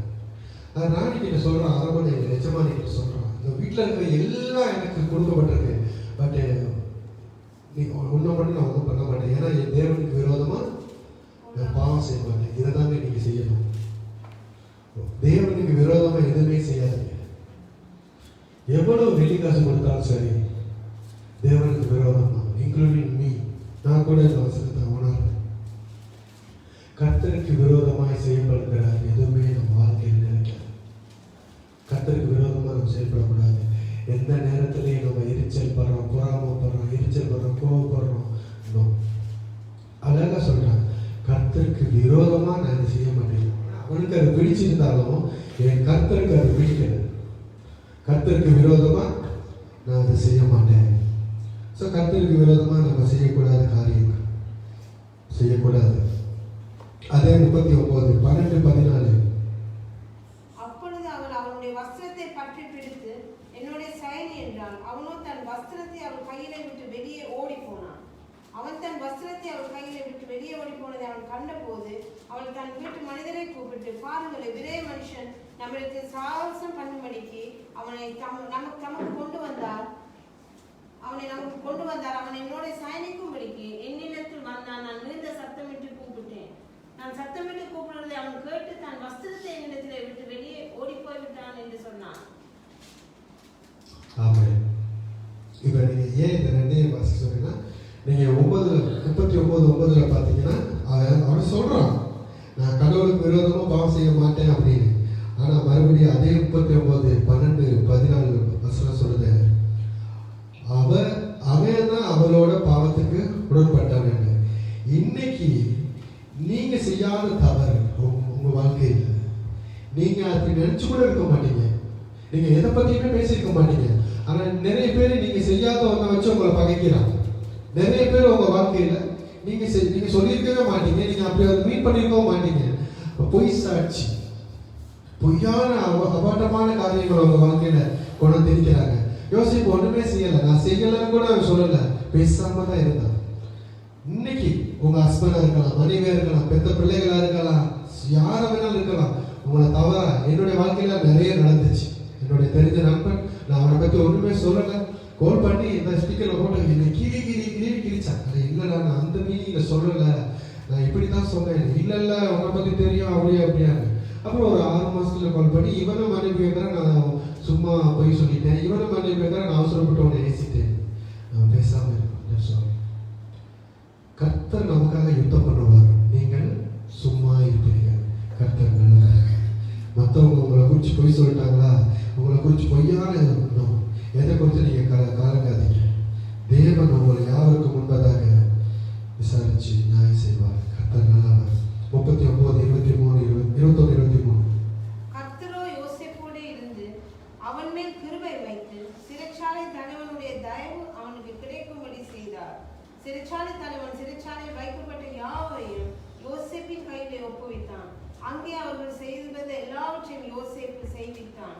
கர்த்தர் அவனோடு இருந்தபடினாலும் அவன் எதை செய்தானோ அதை கர்த்தர் வாய்க்க பண்ணினபடினாலும் அவன் வசமா இருந்த யாதொன்றை குறித்து சிறைச்சாலை தலைவன் விசாரிக்கவில்லை. சிறைச்சாலை தலைவன் விசாரிக்கிறார். தெரியும், இந்த உலகத்துக்கு தெரியும், நம்மளுடைய வாழ்க்கையை நம்ம எந்த வாழ்க்கை பாதையில போனாலும் யாரு நியாயம் நம்ம பத்தி கேட்கணுமோ நம்ம பத்தி கேட்க மாட்டாங்க. உங்களை நல்லா புரிஞ்சுக்கிட்டவங்க, உங்களை பத்தி தெரிஞ்சவங்க, அவன் மனைவி பொய் சொல்றான்னு சிறைச்சாலை தலைவருக்கே தெரிஞ்சு போச்சு. அங்கே இப்போ ஜெயிலுக்கு போனோம்னா அவங்க கேட்பாங்க, நான் போயிருக்கேன் கேட்பாங்க, என்ன பண்ணிட்டு வந்திருக்கிறேன் கேட்பாங்களா இல்லையா? ஆனா யோசேப்பு கேட்கலையே. எல்லாரும் நீங்க சொல்றதை நம்ப போறது இல்லைங்க. உங்களை பத்தி யாருக்கு சொன்னாலும் கவலைப்படாதீங்க. எல்லாரும் அதை கேட்கிற அதுக்கு ஒரு கூட்டம் இருக்கு, நம்ப போறது இல்லை. டாக்டர்கிட்ட எவ்வளவு பேர் கால் பண்ணி என்னை பத்தி சொல்றது, அப்படி இப்படி நான் செஞ்ச விஷயங்கள்லாம் அவருக்கு சொல்லியிருக்கிறேன், அவருக்கு தெரியும். இவன் நிறைய பேர் அவங்க ஃபேமிலியில கூட அவரு தான் என்னை விசாரிக்க மாட்டாரு. ஏன்னா அவர் என்ன நம்புறாரு. அந்த சிறைச்சாலை அந்த வசனம் வாசிக்கும் போது தெரியும் பாருங்க, தேவன் அவனோட இருக்கிறதை அவர்கள் அறிந்து, நீங்க அந்த வசனம் வாசிக்கும் போது நல்லா தெரியும் அவனை ஒன்றுமே விசாரிக்கல. அதுக்கப்புறம் வாசிக்கமா ஆதியாகமம் 41, 11, 13 முடிச்சிருவோம். நானும் அவனும் ஒரே ராத்திரியில வெவ்வேறு பொருள் கொண்டு சொப்பனம் கண்டோம். அப்பொழுது தலையாளியின் அதிபதிக்கு வேலைக்காரனாக எபிரேய பிள்ளையாளன் ஒருவன் அங்கே எங்களோடு இருந்தான். அவனிடத்தில் அவைகளை சொன்னோம். அவன் நாங்கள் கண்ட சொப்பனங்களுக்குரிய வெவ்வேறு அர்த்தத்தின்படியே எங்கள் சொப்பனத்தின் பயனை சொன்னான். அவன் எங்களுக்கு சொல்லி அர்த்தத்தின்படியே நடந்தது. என்னை திரும்ப என் நிலையிலே நிறுத்தி அவனை தூக்கி போடுவித்தார் என்றான். அரண்மனையில ராஜா ஒரு கனவு கட்டாரு, அதை எல்லாத்தையும் கூப்பிட்டு விளக்கம் கேட்கிறாரு. யாருடைய விளக்கமும் அந்த கனவு குறித்து விளக்க முடியல. ஆனா அந்த சிறைச்சாலையில மறுபடியும் அந்த வசனத்தை வாசிங்க, நான் அதை எக்ஸ்பிளைன் பண்றேன். வாசிக்கமா. அப்பொழுது தலையாளியின் அதிபதிக்கு வேலைக்காரனாக எபிரேய பிள்ளையாளன் ஒருவன் அங்கே எங்களோட ஒரு நிமிஷம். எபிரேய பிள்ளையாளன் ஒருத்தன் சொல்லுங்க. எபிரேய பிள்ளையாளன் ஒருவன் அங்கே எங்களோட இருந்தான். அவனிடத்தில் அவைகளை சொன்னோம். அவன் நாங்கள் கண்ட சொப்பனங்களுக்குரிய வெவ்வேறு அர்த்தத்தின்படியே எங்கள் சொப்பனத்தின் பயனை சொன்னான். அவன் எங்களுக்கு சொல்லிய அர்த்தத்தின்படியே நடந்தது. என்னை திரும்ப என் நிலையிலே நிறுத்தி அவனை தூக்கி போடுவித்தார் என்றான். ஆமென். நீங்க யாருக்கு உதவி செய்யறது, யாருக்கு நல்லது செய்யறதுன்னா என்ன சொல்றது, பப்ளிசிட்டிக்காக மற்றவங்க பார்க்கணும், மற்றவங்களுக்கு தெரியணும்னு தெரிய தேவையில்ல. நீங்க ஒரு மூலையில சிறைச்சாலையில ஜஸ்ட் அவங்க கண்ட கனவுக்கு யோசிப்பு சொன்ன விளக்கம் அவங்க விடுதலை ஆகிடுச்சு. உங்க வாழ்க்கையிலையும் நீங்க செய்யற நன்மைகள், நீங்க செய்யற சின்ன நன்மைகள் அப்படியே செல்ஃபி எடுத்து படம் முடிச்சு பேஸ்புக்ல போட்டுக்கிட்டு பப்ளிசிட்டி பண்ணாதீங்க. மனுஷன் பார்த்து உங்களை பாராட்ட தேவையில்ல. மூளையில பண்ண யோசிப்பு அந்த கனவுக்கு விளக்கம் சொன்னனால தான் ராஜாவுடைய கனவுக்கு விளக்கம் தேவைப்பட்டுச்சு. புரிஞ்சுதா? நம்ம என்ன நல்ல செய்யமாங்க கடவுள் பார்க்கிறாருங்கிற அந்த பயத்துல செஞ்சா போதும். பப்ளிசிட்டிக்காக, மேடைக்காக, மைக்குக்காக வெயிட் பண்ண வேணாம். நீங்க யாராவது ரோட்ல போற வழியில் என்ன பண்றதெல்லாம் கர்த்தர் எழுதிக்கிட்டே இருக்கிறாரு. என் பொண்ணோட நம்மளோட கணக்கெல்லாம் எழுதிக்கிட்டே இருக்கிறாரு. உங்க வீட்டுல என்ன பண்ணணும் பரவாயில்ல, தயவு செய்து பப்ளிசிட்டிக்காக பண்ணாதீங்க. நினைச்சுதான் யோசிப்பு எல்லாத்தையும் கூப்பிட்டு வச்சு பேசியிருக்காங்க. ரகசியமா அவங்க 2 பேருக்கு விளக்கம் சொன்னாரு. அது எங்க பேசப்படுதுன்னா ராஜாவுடைய அரண்மனையில, ராஜா சிம்மாசனத்துல உட்கார்ந்து பேசுற இடத்துல அவன் செஞ்ச அந்த சின்ன கனவை பத்தி பேசப்படுது. நீங்க உங்க வாழ்க்கையில சின்ன விஷயங்கள் பண்றீங்களா, உதவி பண்றீங்களா, மற்றவங்களுக்கு ஹெல்ப் பண்றீங்களா, பப்ளிசிட்டி பண்ண தேவையில்லைங்க. கர்த்தர் அதை வச்சு உங்களை உயர்த்துவாரு. அடுத்த வாசிக்கம் ஆதியாகமம் 41, 14. அப்பொழுது பார்வோன் யோசேப்பை அழைப்பித்தான். ஒரு நிமிஷமா. யோசேப்பு ராஜா பார்வோன் யாரை அழைப்பித்தான்? பார்வோன் யோசேப்பை அழைப்பித்தான். ஓகே. யோசிப்பு அழைப்பிதழ்னா என்னம்மா? அழைப்புதல்னா என்ன? அழைப்புதல் ஒரு கனத்துக்குரிய இல்ல, அழைத்தான் இல்ல, அழைப்பித்தான். அழைப்பித்தான் அந்த வேர்டு பாருங்க, அழைப்பித்தான். ஸோ அழைப்பித்தான்ங்கிறது ரெட் காப்பட்டா கூட இருக்கலாம். ஒருத்தர் நம்ம சபைக்கு அழைக்கும் போது என்ன ரெட் காப்பட் போட கூட அழைப்பு. ஸோ இந்த ஒரு சிறை கைதியை அதுல இருக்கும். எஸ் 30 நான் அது விளக்கப்படுத்துறேன் உங்களுக்கு.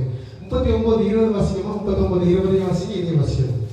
யோசேப்பின் எஜமான் அவனை பிடித்து ராஜாவின் கட்டளையால் காவலில் வைக்கப்பட்டு இருக்கும் சிறைச்சாலையிலே அவனை ஒப்புவித்தான். அந்த சிறைச்சாலையில் அவன் இருந்தான். ஓகே, சிறைச்சாலையில ராஜா சிறைச்சாலையில போட்டாரு. இப்ப அதே ராஜா வாசிக்கமா 41:14. அப்பொழுது பார்வோன் யோசேப்பை அழைப்பித்தான். அவனை தீவிரமாய் காவல் கிடங்கிலிருந்து கொண்டு வந்தார்கள். ஓகே அழைப்பித்தான் தான். யாரெல்லாம் உங்க வாழ்க்கையில உங்க ஃபேமிலியில உங்களை யாரெல்லாம் ஒரு கூட்டத்தில் இருக்கும்போது ஏதாவது பேசும்போது அவமானப்படுத்தி உங்களை யாரெல்லாம் ரிஜெக்ட் பண்றாங்களோ, யாரெல்லாம் உங்க வாழ்க்கையில இருந்து இல்ல உங்க ஃபேமிலியில கூட இருக்கலாம், அவங்க உங்களை வெல்கம் பண்ணுவாங்க. விசுவாசிக்கிறீங்களா? நான் எனக்கு என் வாழ்க்கையில நிறைய நடந்திருக்கு. வெயிட் பண்ணுவாங்க, ப்ளீஸ் ஒரு தடவை விசிட் பண்ணுங்க, கொஞ்சம் பேசுங்க என் பிள்ளையோட. ஆனா அவங்க தான் ஒரு 10 வருஷம் பண்ணாங்க, அவனோட சேராத அதை தருதல. ஆனா இன்னைக்கு என்ன சொல்றாங்க? அது பெருந்தால பேசி பழகு, கர்த்தர் நிச்சயம் மாத்துவார். சிறைச்சாலையில போடுங்க அவனை அப்படின்னு அவரை அழைப்பித்துவாங்களே. என்ன அழைப்பா இருக்கு கொஞ்சம் கற்பனை பண்ணி பாருங்க. இப்போ ஸ்ரீலங்காவில் நம்ம ஜனாதிபதி அழைச்சிருந்தாங்க, எப்படி அழைச்சிருப்பாரு? காண்டி டான்ஸர், வெல்கம் டான்ஸர் போட்டு இல்ல, ஒரு அழைப்பு. யோசிப்பு பாருங்க, நிர்வாணியாய் அடிமையாய் விற்கப்பட்டு பொய் சாட்சி சொல்லப்பட்டு சிறைச்சாலையில் அழைக்கப்பட்ட ஒருத்தனுக்கு அழைப்பு. சிறைச்சாலையில் இருக்கிறவனை விடுதலை தான் பண்ணலாம், அழைக்க முடியுமா? அவனை விடுவித்தான், அவனை விடுதலை ஆகி கொண்டு வாங்கன்னு சொல்லியிருக்கலாம். அழைப்புகள், எஸ், அது ஆழமான வரி. அந்த அழைப்புகள் யோசிப்பு அழைச்சாரு, ராஜாவே அழைக்கிறார், அவனை அழைச்சிக்கிட்டு வாங்க, கூட்டிகிட்டு வாங்கன்னு சொல்லிட்டு தான் கையை வச்சு போனான். அழைப்புகள்னா அதுக்கு தகுந்த.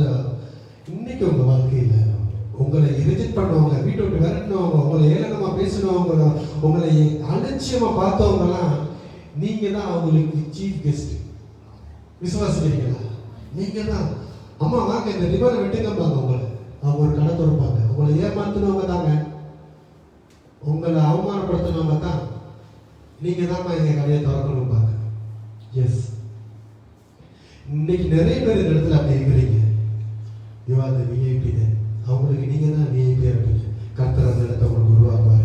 இதுதாங்க வேற லெவலுங்கிறது. பணத்தையோ புகழையோ தேடி போறது வேற லெவல் இல்லை. கர்த்தர் நம்மளை ஒரு இடத்துக்காக மாற்றுவார். கர்த்தர் நல்லவர், விசுவாசிங்க. உங்களை நான் திசையந்தாக்கா உங்க ஃபேமிலியில உங்களை ஓரமா கட்டியிருக்காங்களா? எல்லா நல்ல காரியத்துல கர்த்தர் உங்களை வச்சு ஞானமா பேசுவாங்க. கர்த்தர் மேலானவர். எதை குறித்து கலங்காதீங்க. யோசிப்பு எதுவுமே பேசுனீங்க. அந்த கனவு ஒரு மூலையில சொன்னா நீங்க செய்யற எல்லா நன்மையும், நீங்க செய்யற பாதைகள், நீங்க செய்யற உதவிகள், நீங்க பண்ற ஹெல்ப் எல்லாத்துக்குமே கர்த்தர் ரிவார்ட் வச்சிருக்கிறாரு. அவரும் உயர்த்துவார் உங்களை. மனுஷன் நம்மளை இன்னைக்கு போட்டுருவான், நாளைக்கு தூண்டுருவான். ஆனா கர்த்தர் நமக்கு ஒன்னே ஒண்ணுதான் செய்வார், நம்மளை உயர்த்திக்கிட்டே இருப்பார். எஸ், கர்த்தர் நல்லவர். அடுத்து வாசிங்க 41:16. அப்பொழுது யோசேப்பு பார்வோனுக்கு பிரதியுத்தரமாக, நான் அல்ல, தேவனே பார்வோனுக்கு மங்களமான உத்தரவு அருளி செய்வார் என்றான். ஆமென். இப்ப கூட நான் இல்லைங்க இந்த இடத்துல. நம்மலாம் ஊர்ல வாயை திறந்தாலே ஐயோ இடத்த காலி பண்ணுங்கடான்னு சொல்லுவாங்க. ஆனா இன்னைக்கு அநேக கூட்டங்கள் மத்தியில இந்த வாயையும் கர்த்தர் பயன்படுத்துறாரு. நான் அல்ல, யோசிப்பா நினைச்சு பாருங்க. அழகா ஒரு வசனம் சொல்றாரு, மறுபடியும் வாசிக்குமா? அப்பொழுது யோசேப்பு பார்வோனுக்கு பிரதியுத்தரமாக, நான் அல்ல, தேவனே பார்வோனுக்கு மங்களமான உத்தரவு. ஆமென், ஆமென். அதுதான் வசனம். அவ்வளவு அழைப்புதெல்லாம் பண்ணி எல்லாம் பார்த்துருப்பாங்க. பயங்கர ஆளா இருப்பாங்க. ஜெயில இருந்து இந்த மாதிரி அழைப்புதல் யாருக்குமே கிடைச்சது இல்லையே.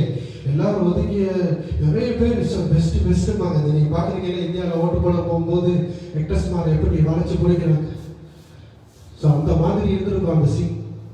யாராவது ஜெயில இருந்து இவ்வளவு அழைப்புதல், ஜெயில உள்ளவங்க எப்படி இப்படி அழைச்சிட்டு வருவாங்கன்னு எல்லாரும் எதிர்பார்க்க அவர் வந்து ஒழுங்கா சொல்றாரு, நான் இல்லைங்க, அவர் தாங்க, அவர் தான் மகிமைப்படணும், அவர் தான் மேலானவர்.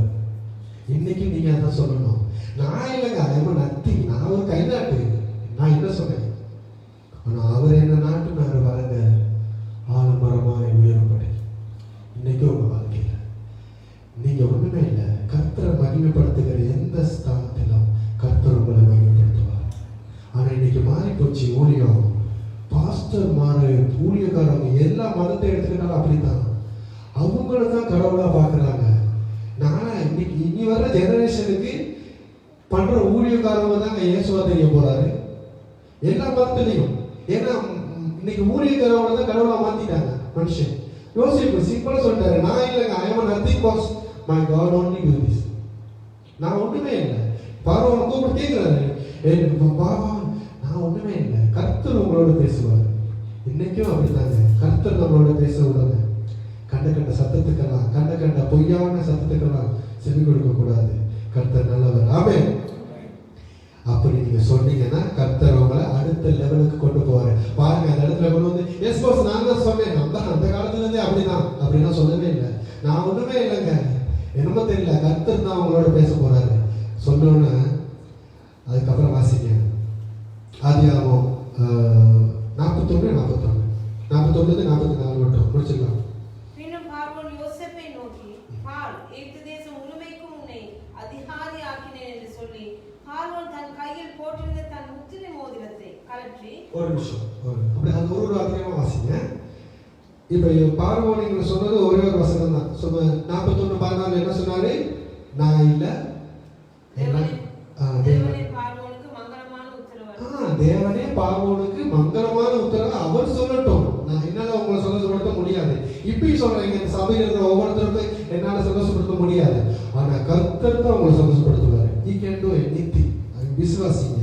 அப்படி பார்வோன் யோசிப்பு சொன்ன பிற்பாடு அவருக்கு அவ்வளவு சந்தோஷம். ஏன் அப்படின்னா கர்த்தர் அந்த இடத்துல யோசிப்பு மூலியமா பேசினாரு.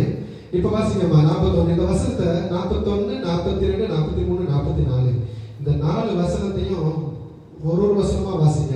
ஒரு அதிகாரமா 41 வாசிங்க. பின்னும் பார்வோன் யோசேப்பை நோக்கி, பார், எகிப்து தேசம் முழுமைக்கும் உன்னை அதிகாரி ஆக்கினேன் என்று சொல்லி. ராஜாவுடைய ராஜ்யத்துல அவன் அதிகாரியா மாத்துறாரு. அடுத்த வசனம். பார்வோன் தன் கையில் போட்டிருந்த தன் முத்திரை மோதிரத்தை கழற்றி அதை யோசேப்பின் கையிலே போட்டு மெல்லிய வஸ்திரங்களை அவனுக்கு உடுத்தி பொன் சரப்பணி அவன் கழுத்திலே தரித்து.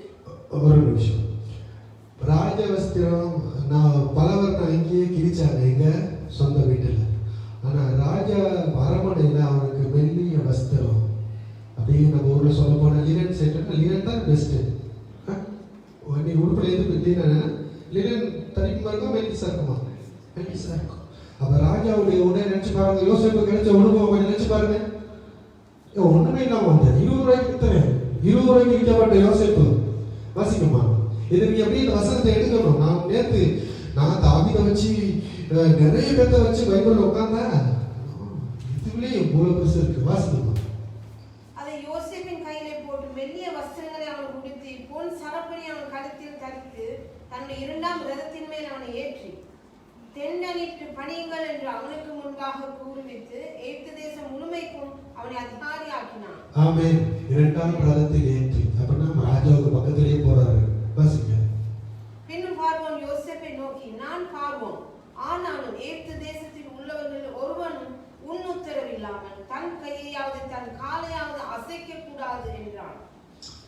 ஆமென். இதெல்லாம் எவ்வளவு பெரிய பாக்கியம். நீங்க காலாட்டினா கூட யோசேப்பு கேட்டுதான் ஆடணும். இதுக்கு விட இதை விட ஒரு அடிமைத்தனத்தில், அதாவது யோசேப்பு குழியில போட்ட ஒருத்தருக்கு இவ்வளவு பெரிய ராஜ்யத்தை யாராலையும் கொடுக்க முடியாது. ஆனா என் தேவனால முடியும். உங்களை கேட்காம உங்க வீட்டுல வீடு கட்டியிருப்பாங்க, உங்களை கேட்காம சம்மந்தம் பேசியிருப்பாங்க, உங்களை கேட்காம கல்யாணம் கட்டியிருப்பாங்க, உங்களை கேட்காம பர்த்டே கொண்டாடி இருப்பாங்க, உங்களை கேட்காம எல்லா டிசிஷன் பண்ணியிருப்பாங்க. கர்த்தர் இடத்துல கொண்டு வருவார் பாருங்க. உங்களை கேட்காம சாப்பிட விட மாட்டாங்க. அன்னைக்கு நான் சாப்பிடவா வரும். யோசிப்புட்ட உங்கள்கிட்ட கேட்காம எதுவுமே செய்ய மாட்டாங்க. இல்ல நான் நாளைக்கு போகலான்னு இருக்கோம், நீங்க என்னமா சொல்றீங்க? முன்னெல்லாம் அவங்க எங்க போனாலே தெரியாது. கர்த்தர் அந்த இடத்துக்கு கொண்டு வருவாரு. உங்களை கேட்காம காலை கூட ஆட்டக்கூடாது. யோசிப்பு நினைச்சு பாருங்க. இப்ப முதல்ல வாய்ச்சோம்ல வரைக்கும் விற்கப்பட்ட யோசேப்புக்கு கிடைச்ச ராஜ்யத்தை. ஆனா ஒன்னே ஒண்ணுதாங்க, அவன் எது கர்த்தருக்கு விரோதமான பாவம் செய்யல, கர்த்தர் தான் பேசுறாருன்னு கர்த்தரை மகிமைப்படுத்தினா. இன்னைக்கு நம்ம வாழ்க்கையில கர்த்தரை மகிமைப்படுத்துவோம். சிறைச்சாலையில இருந்து சிங்காசனத்துக்கு போன ஒரு மனுஷன் யோசேப்பு. ராஜாக்கு பக்கத்துல அமர்ந்தாருன்னா சிங்காசனம் தானே, சிங்காசனம் தானே. என்னுடைய வாழ்க்கையில நான் யோசிப்போம், நான் பிலீவ் பண்றேன். ஏன்னா நானும் அப்படிதான் ஒரு காலத்துல ஒண்ணுமே இல்லாம எல்லாராலும் கைவிடப்பட்டு ரோட்ல நின்றப்ப கர்த்தர் இன்னைக்கு என்ன பொறுத்தளவில் உலகத்துல வாழ்றதுல எனக்கு ராஜா என் டாக்டர் தான் உலக வாழ்க்கையில. ஆனா அவர் பக்கத்துல யோசிப்பா நான் அமர்ந்திருக்கிறேன். உங்க வாழ்க்கையிலையும் கர்த்தர் யோசிப்பை விட ஒரு பெரிய ஆசீர்வாதத்தை வச்சிருக்கிறாங்க. ஏன்னா யோசிப்புக்கு நடந்தது பழைய ஏற்பாடுல, இயேசுநாதன் வந்து நம்மளை ஆசீர்வதிக்கிறாரு புதிய ஏற்பாடுல. ஏன் அப்படின்னா அப்பொழுது கண்டிஷன்ல தான் ஆசீர்வாதம் இருந்துச்சு, இப்ப அன்கண்டிஷன் ஆசீர்வாதம் இருக்கு. கர்த்தர் நல்லவருங்க. யாரையும் நம்பிக்கிட்டு மனுஷனுக்கு ஓடாதீங்க. நீங்க கர்த்தரை முழுசா நம்புறீங்கன்னா கர்த்தர் உங்களை முதன்மையான இடத்தை கொண்டு வருவாரு. ஏன்னா யோசிப்பு கர்த்தர் தான் முழுசா நம்பினாரு, யாரையுமே நம்பல, கர்த்தரை தான் உயர்த்தினாரு. இன்னைக்கு நான் சொல்றேன், கர்த்தரை நம்புங்க, கர்த்தரை உயர்த்துங்க. அவர் எது செய்தாலும், நேற்று எங்க மனைவி சொன்னாங்க, அவங்க அக்காவோட பேசும்போது, இல்லை எங்களை நான் முன்ன வேலை செஞ்ச வீட்டில் அவங்க பேசும்போது அவங்க சொன்னாங்களா, என்ன செய்யணும்ல நீனும் பிரபாவோட இருந்துக்கிட்டு ஏதோ பண்ணிக்கிட்டு இருக்க அப்படின்னு. அப்போ அவங்க சொன்னாங்களா, அவர் தானே எங்களுக்கு இந்த வாழ்க்கையை கொடுத்தாரு. எனக்கு அது கேட்கும்போது சந்தோஷமா இருந்துச்சு. எஸ், ஏன்னா நாங்கள் முன்ன ஊரில் இருக்கும்போது வேலை செஞ்ச இடத்துல கேட்டிருக்காங்க, பிரபா தான் மைக்கெல்லாம் வச்சு ஏதோ பேசிக்கிட்டு இருக்கு, பிரபா தான் எங்களுக்கு நீ என்ன பண்ண செய்யற, அவர் தானே எங்களுக்கு இந்த வாழ்க்கையை கொடுத்தாரு. எஸ், என்ன பொறுத்தவரை கர்த்தர் எனக்கு இந்த வாழ்க்கையை கொடுத்தாரு, உங்களுக்கு இதை விட பெரிய வாழ்க்கை வச்சிருக்கிறாரு. விசுவாசிங்க, அடுத்த லெவலுக்கு போவோம். ஆமென். அடுத்த லெவலுக்கு எத்தனை பேர் இப்ப போக விரும்புறீங்க? கர்த்தர் நிச்சயம் போவோம். நீங்க விதவியா இருக்கலாம், நீங்க உருப்படாம இருக்கலாம், நீங்க படிப்பு இல்லாம இருக்கலாம், பணம் இல்லாம இருக்கலாம், உங்க வாழ்க்கையில் எதுவுமே உருப்படி இல்லைங்க, எல்லாம் மக்கு. ஆனா கர்த்தர் தாங்க உங்களை உயர்த்துவார், கர்த்தர் தான் உயர்த்துவார். இதுக்கு பிற்பாடு இன்னும் மெசேஜ் ரொம்ப பெருசு. ஏன்னா யாரெல்லாம் அண்ணனுக்கு குறியில போட்டாங்களோ, யாரெல்லாம் அவங்க ஊரோட விரட்டினாங்களோ, அவங்களே வந்து அவங்க கை நீட்டி நிக்கிறாங்க. ஏன்னா பஞ்சம் வந்துருச்சு. யோசேப்பு தான் எல்லா நாட்டுக்கும் சாப்பாடு கொடுக்குறாங்க. தன்னுடைய சகோதரனும் வந்து அவங்க கை கட்டி நிக்கிறாங்க. ஒண்ணுமே சொல்லலைங்க, எதை குறிச்சு அவன் பேசல, பழைய இன்சிடென்ட் எதுவுமே நினைவு காட்டல. எஸ் கம், எல்லாத்தையும் கட்டி பிடிச்சி எல்லாத்தையும் சர்ப்ரைஸ் பண்ணி அதுல நிறைய இருக்கு. அதை வாசிக்கும் போது செம்ம இன்ட்ரெஸ்டா இருக்கும். சர்ப்ரைஸ் பண்ணி அவங்களுக்குலாம் அங்கே தங்கறதுக்கு இடம் கொடுத்து, அதுக்கப்புறம் அது பார்த்தாம அவங்களுக்கு தேவையான எடுத்துக்கிட்டு அவங்க அப்பா தான் பார்க்க போயிட்டு எதுவுமே நடக்காத மாதிரி கிட்டத்தட்ட ஃபாரின் போயிட்டு வந்த மாதிரி ஒரு வாழ்க்கை அவர் மாற்றி விட்டார். ஏன் அப்படின்னா அது என்ன தெரியுது, நான் யோசிப்போம் மனசுல எந்த ஒரு கசப்பும் இல்லை. கர்த்தர் பைபிள் அழகா சொன்னது இல்ல, ஒரு சத்துருவை நேசி, ஒரு சத்துருவை நேசி, ஒரு எதிர்க்காக ஜெபின்னு. எப்படி நீ ஜெபிக்க முடியும்? நம்ம எப்படி ஜெபிக்கணும்? எப்படியாவது ஒரு எக்ஸிடென்ட், யாராவது நம்ம ஓவர்டேக் பண்ணி கொஞ்சம் எப்படியாவது அடுத்த மினிட்ல அனுப்பிடணும் போலீஸ் கிட்ட. சொல்லுவோமா இல்லையா? நான் நினைச்சிருக்கேன் நிறைய தடவை, அடுத்த மினிட்ல அவன் எழுதுவோம். பாருங்க, ஒரு சின்ன விஷயம் கூட நம்மளால மாத்திக்க முடியல. ஏன்னா நமக்கு வேணும், நம்மளை எதிர்க்கிறவங்க தண்டிக்கப்படணுங்கிறது தான் மனுஷனுடைய. கர்த்தர் அதான் சொல்றாரு, யோசிப்புக்கு அது இல்லவே இல்லைங்க, யாரையுமே தண்டிக்கணும். பாருங்க, அடுத்த முறை வெள்ளிய வஸ்திரம் தரித்து ராஜாவுடைய மோதிரம்னா என்ன பொறுத்தவரை, நான் சின்ன கற்பனையில சொல்றேங்க, அந்த மோதிரம் அது என்னுடைய கற்பனை, இதுதான் இல்லை. பட் சும்மா சொல்றேன், கையோட மோதிரத்தை போட்டாங்க, நிறைய கல்யாண மோதிரமா தெரியல இல்ல இல்லையா? யோசேப்புக்கு மோதிரத்தை போட்டாங்க, நம்ம கையில 41 இருக்கு, 41 இல்லை. அப்ப என்ன அர்த்தம்? நீ எல்லாமே யாருமே காலாட்டக்கூடாதுன்னா மனைவி நிலைமை நினைச்சு பாருங்க. நீ முதல்ல என்ன போய் சொல்லி உள்ள போட்டதானே நீ இப்ப என்னன்னு கேட்டுருக்காங்க. எந்த கசப்பும் இல்லைங்க. பிளஸிங்க்கு முதல் ஓபன் டோவே கசப்பு இருக்கக்கூடாது. யாரை குறிச்சு எந்த கசப்பும் வேணாங்க. உங்களை மூஞ்சி விட்டு உங்களோட தொலைச்சிட்டு அடிட்டு போயிட்டே இருக்கு. யோசிப்பு அதை தான் செஞ்சாரு. தன் சொந்தக்காரங்க அந்த தேதியில வந்தோடனே எந்த கசப்பும் இருக்கல. மனுஷங்கிட்ட ஆரம்பத்துலேருந்தே கசப்பு இல்லை போல. அதனாலதான் இவ்வளவு பிளஸிங். கர்த்தர் நல்லவர். எல்லாரும் எழுந்து நிற்போம். நம்ம வாழ்க்கையில நம்ம யாரு பேரெல்லாம் கசப்பு இருக்குதோ அவங்க பேரை நீங்க சொல்லி, எனக்கு சொல்லாதீங்க, நீங்களே சொல்லி அவங்க வாழ்க்கையில செஞ்சதை மன்னிச்சிருங்க. யோசேப்பை போல எந்த கசப்பும் இல்லாம, யாரு மேல எந்த குற்றத்தையும் நம்ம உணர்த்தாம அவங்களுக்காக ஜெபிப்போம். ஆண்டவரே அவங்கள மன்னிங்க ராஜா, அவங்கள மன்னிங்க ஆண்டவரே. எங்க வீட்டு பக்கத்துல ஒருத்தர் இருந்தாரு, பிள்ளைங்க அழுந்தா அவருக்கு பிடிக்காது, சாம்பிராணி போடுற பிள்ளைங்களுக்கு அதுவும் பிடிக்காது, வெஹிக்கிள்ல யாராவது எங்க வாசல நிப்பாட்டினா பிடிக்காது, நான் கார் கழுவுனாலே பிடிக்காது. அப்ப நான் 2-3 தடவை என்னோட சந்திக்க வந்துட்டேன். அப்ப டாக்டர்கிட்ட சொன்னேன், டாக்டர் என்னை பத்தி அவருக்கு தெரியல போல அப்படின்னு. டாக்டர் சொன்னாங்க, இல்லை நம்ம ஜெபிப்போம். சடன்லி ஒரு நாள் அவங்க வீடை விட்டு போயிட்டாங்க. ஆனா இன்னைக்கும் அவங்க எங்களை கண்டாலும் எங்களோட ஒரு ஃப்ரெண்ட்ஷிப்பாக தான் பேசுறாங்க. நினைச்சு பாருங்க, கோபப்பட்டு சண்டை போட்டு போயிருந்தா. ஸோ இன்னைக்கு உங்களுக்கு டிஸ்டர்பா இருக்குது, நிறைய பேர் டிஸ்டர்பா இருக்காங்க. ஜெபிங்க, கர்த்தர் மாத்துவார். ஆமென். கர்த்தர் நல்லவர். Thank you Jesus. ஹalleluya. சிறைச்சாலையில் இருந்த யோசேப்பை சிங்காசனத்தில் அமர செய்தது நம்முடைய தேவாதி தேவன். அதே போல ஆடுகளை மேய்த்துக் கொண்டிருந்த தாவீதை தேசத்துக்கு ராஜாவாக அமர்த்தியது நம்முடைய தேவன். மீன் பிடித்த பேதுருவை அவர் தரையின் மேல் சபையை கட்டியது நம்முடைய தேவன். கிறிஸ்தவர்களை கொடுமையாக கொன்று கொண்டிருந்த பவுலை புதிய ஏற்பாட்டை எழுத செய்தது நம்முடைய தேவன். ஒரு ஸ்தானத்திலிருந்து மறுபடியும் இன்னொரு ஸ்தானத்துக்கு நம்மை உயர்த்த வல்லவராய் இருப்பது நம்முடைய தேவாதி தேவன் மட்டுமே. எந்த மனுஷனும் ஒரு மனுஷனை உயர்த்த முடியாது. நம்முடைய வாழ்க்கையில் ஒரு உயர்வு வருவதென்றால் அது தேவனால் மட்டுமே கூடும். ஒரு லெவல்னு சொல்றது ஒரு மட்டம். ஒரு சாதாரண ஒரு மட்டத்திலிருந்து ஒரு மேல் மட்டத்துக்கு போகத்தான் ஒரு மனிதன் விருப்பப்படுவான். ஒரு நாள் விழிக்கிற ஒரு மட்டத்தை விட்டு கீழ் மட்டத்துக்கு போகிறதுக்கு எந்த ஒரு மனிதனும் விருப்பப்படவே மாட்டான். சோ ஒரு மட்டத்துல இருந்து இன்னொரு மட்டத்துக்கு, இன்னொரு ஸ்தானத்துக்கு நம்ம உயர வேண்டுமானால் நாம் என்ன செய்ய வேண்டும்? யோசேப்பு சாதாரண ஒரு மனிதனாக தன்னுடைய சகோதரர்களால், இப்ப இந்த செய்தியை கேட்டீங்க, சகோதரர்களால் தள்ளப்பட்டு, விற்கப்பட்டு, பாதாளத்தில் தள்ளப்பட்டு, படுகொலியில் தள்ளப்பட்டு இருந்த யோசேப்பு சிங்காசனத்தில் அமரக்கூடிய நிலைமைக்கு உயர்த்தப்பட்டார். 1 சாமுவேல் 2ஆம் அதிகாரம் 8ஆம் வசனத்தில் வாசிக்கிறோம். 1 சாமுவேல் 2ஆம் அதிகாரம் 8ஆம் வசனம். 1 சாமுவேல் 2ஆம். அவர் சிறியவனை புழுதியிலிருந்து எடுத்து எளியவனை குப்பையிலிருந்து உயர்த்துகிறார். அந்த எளியவனை பிரபுக்களோடும்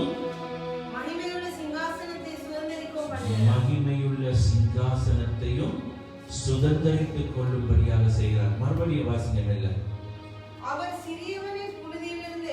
நம்முடைய தேவாதி தேவனாகிய கர்த்தர் சிறியவனை புழுதியிலிருந்து எடுத்து எளியவனை குப்பையிலிருந்து உயர்த்துகிறார். அவர்களை பிரபுக்களோடு ராஜாக்களோடு உட்காரவும் மகிமையுள்ள சிங்காசனத்தை சுதந்தரித்துக் கொள்ளவும் பூமியினுடைய அஸ்திபாரங்கள் அனைத்தும் பாருங்க. அதாவது ஒரு சாதாரண ஒரு எளியவனையும் ஒரு சிறியவனையும் பிரபுக்களோடும் ராஜாக்களோடும் அமர செய்ய வல்லமையுள்ள தேவன் தான் நம்முடைய தேவன். ஆனா நம்முடைய சார்பில் நாம் என்ன செய்ய வேண்டும்? 1 பேதுரு 5ஆம் அதிகாரம் 5ஆம் 6ஆம் வசனம்.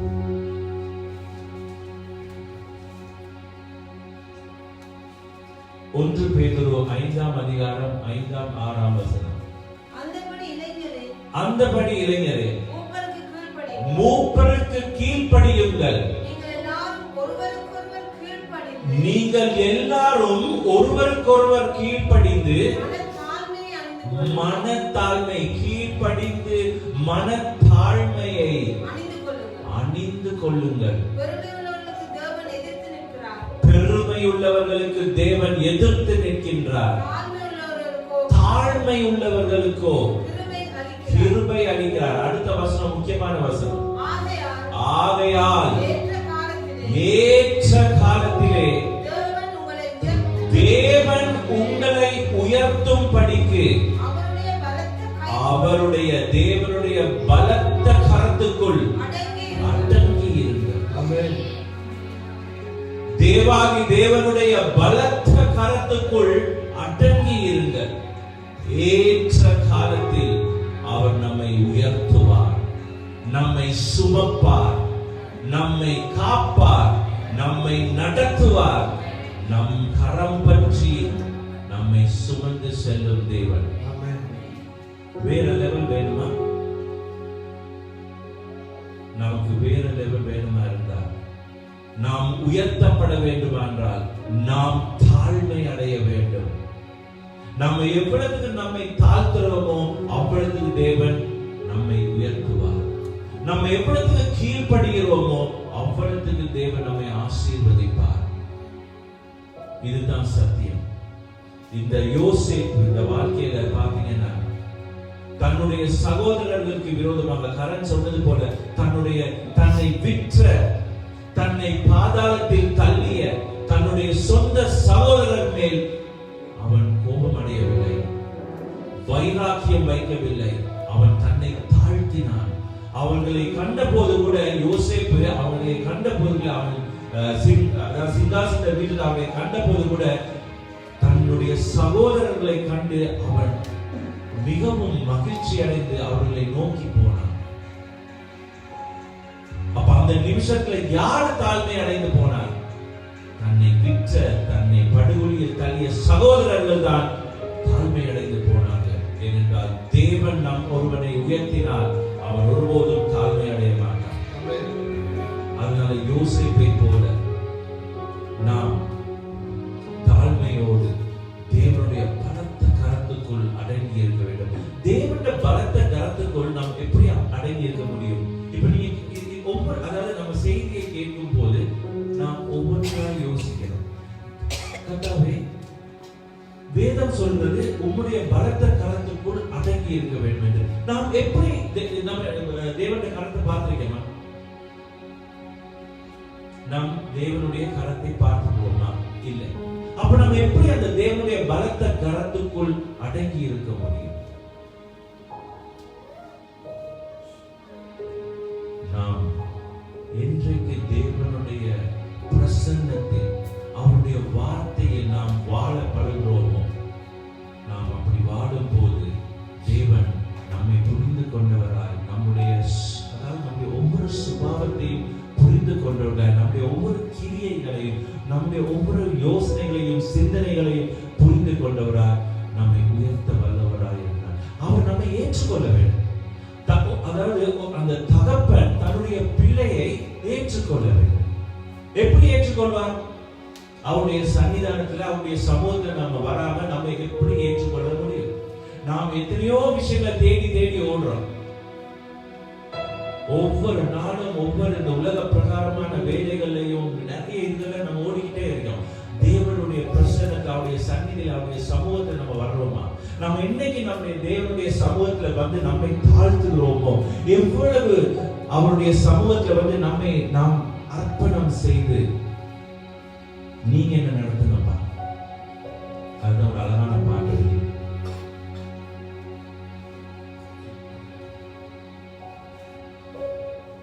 ஒரு அழகான பாட்டு.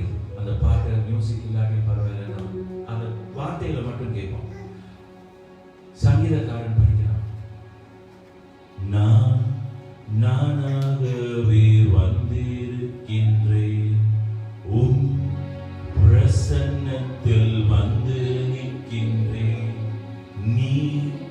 இன்று என்னை ஏற்றுக்கொள்வீரா, ராஜ்யத்தில் சேர்த்துக் கொள்வீரா.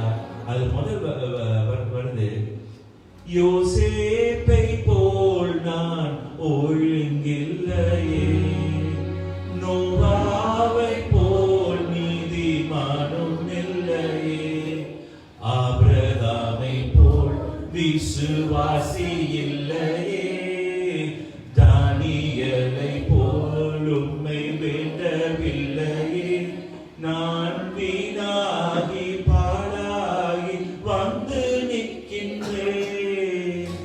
முழுமையான அர்ப்பணம். பிதா கிட்ட முழுமையாகவே நம்ம சத்தியத்தை பேசி அர்ப்பணம் செய்யறோம்.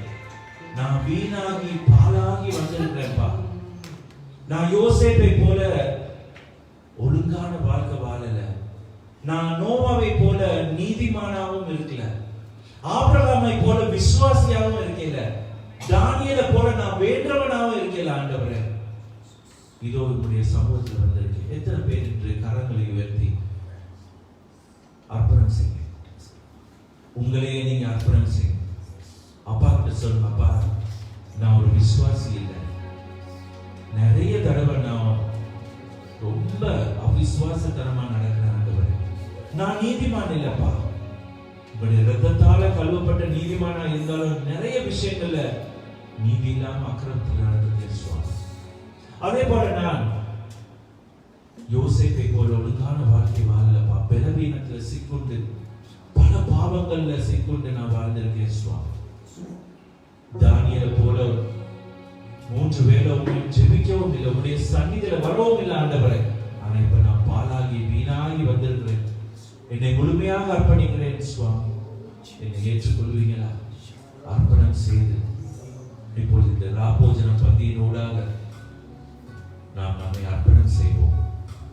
அந்த கல்வாரி சிலுவையை நோக்கி பார்ப்போம். அந்த கல்வாரி சிலுவை நிழலில் தங்கி நாம் ரட்சிப்பெண் வஸ்திரத்தினால நாம் நம்மை அர்ப்பணிப்போம்.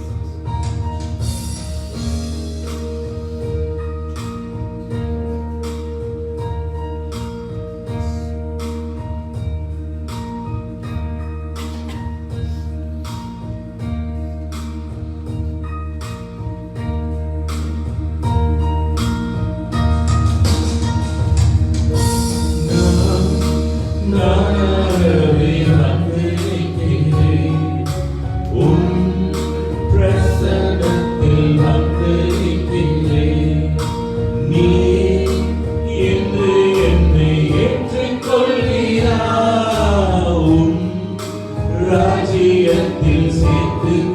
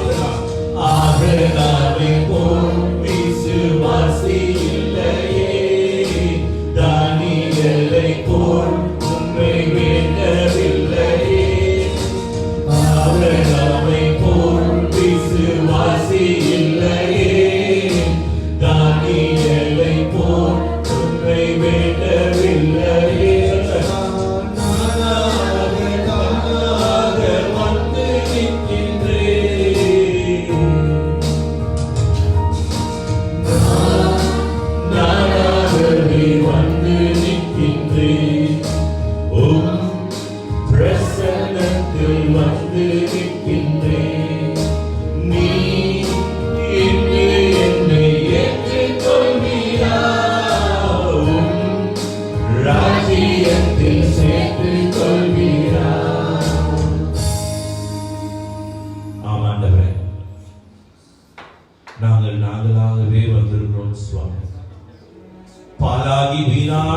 வருகிறோம் சுவாமி.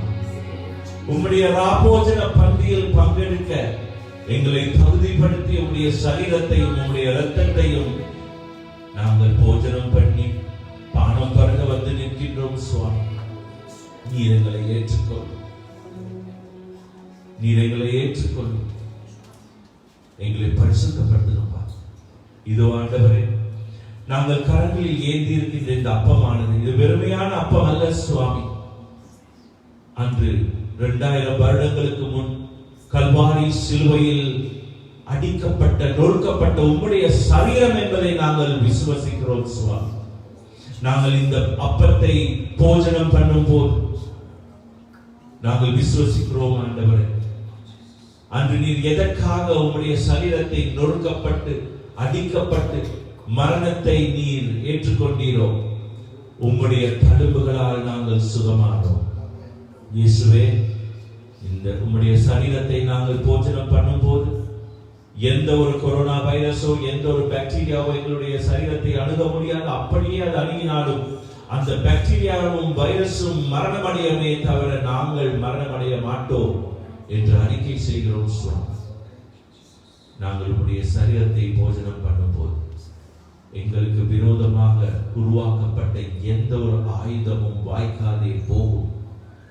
இதை போஜனம் பண்ணும் போது ஆண்டவரே, நாங்கள் முழுமையாக விசுவாசித்து அறிக்கையிடுகிறோம், உம்முடைய தழும்புகளால் நாங்கள் சுகமானோம். நன்றி இயேசு.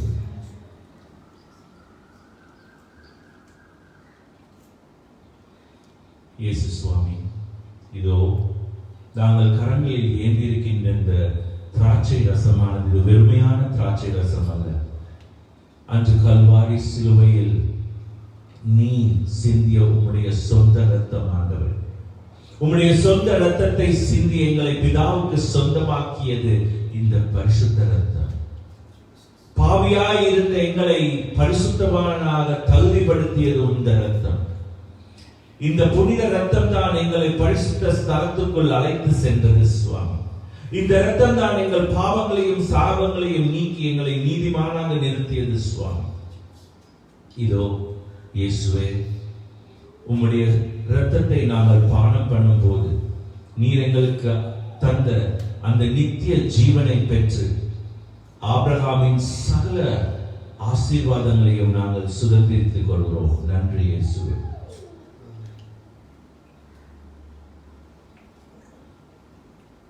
பரிசுத்த ஆவியானவரே, மிகவும் அழகாக இந்த ஓய்வு நாளை நீர் பரிசுத்த நாளாக எங்களுக்கு ஏற்படுத்தி கொடுத்தீரே, அதற்காக நன்றி செலுத்துகிறோம். ஆராதனைகள் துவக்கத்திலிருந்து முடிவு வரை நீர் எங்களோடு இருந்து இயேசுவின் நாமத்தை மட்டுமே உயர்த்தி எல்லா நாமத்துக்கும் மேலான நாமமாகிய அந்த இயேசு கிறிஸ்துவின் நாமம் மட்டுமே மகிமைப்படை செய்த அந்த கிருபைக்காக நன்றி செலுத்துகிறோம் சுவாமி. அப்பா, நீங்க சொன்னீங்கப்பா, என்னுடைய பலத்த கருத்துக்குள் நீ அடங்கியிரு. ஏற்ற காலத்தில் நான் உன்னை உயர்த்துவேன், நான் உன்னை சுமந்து செல்வேன். அந்த தாயின் அன்பை விட, அந்த தந்தையின் அரவணைப்பை விட மேலான அரவணைப்பும் அன்பும் நான் உனக்காக வைத்திருக்கிறேன். நீ என்னுடைய பலத்த கருத்துக்குள் அடங்கி. நன்றி இயேசுவே. சகலவற்றையும் உடைய திருக்கரங்கள் ஒப்படைக்கிறோம் சுவாமி. இந்த மணவாட்டி சபையை நீர் ஆசீர்வதிக்கிறார்.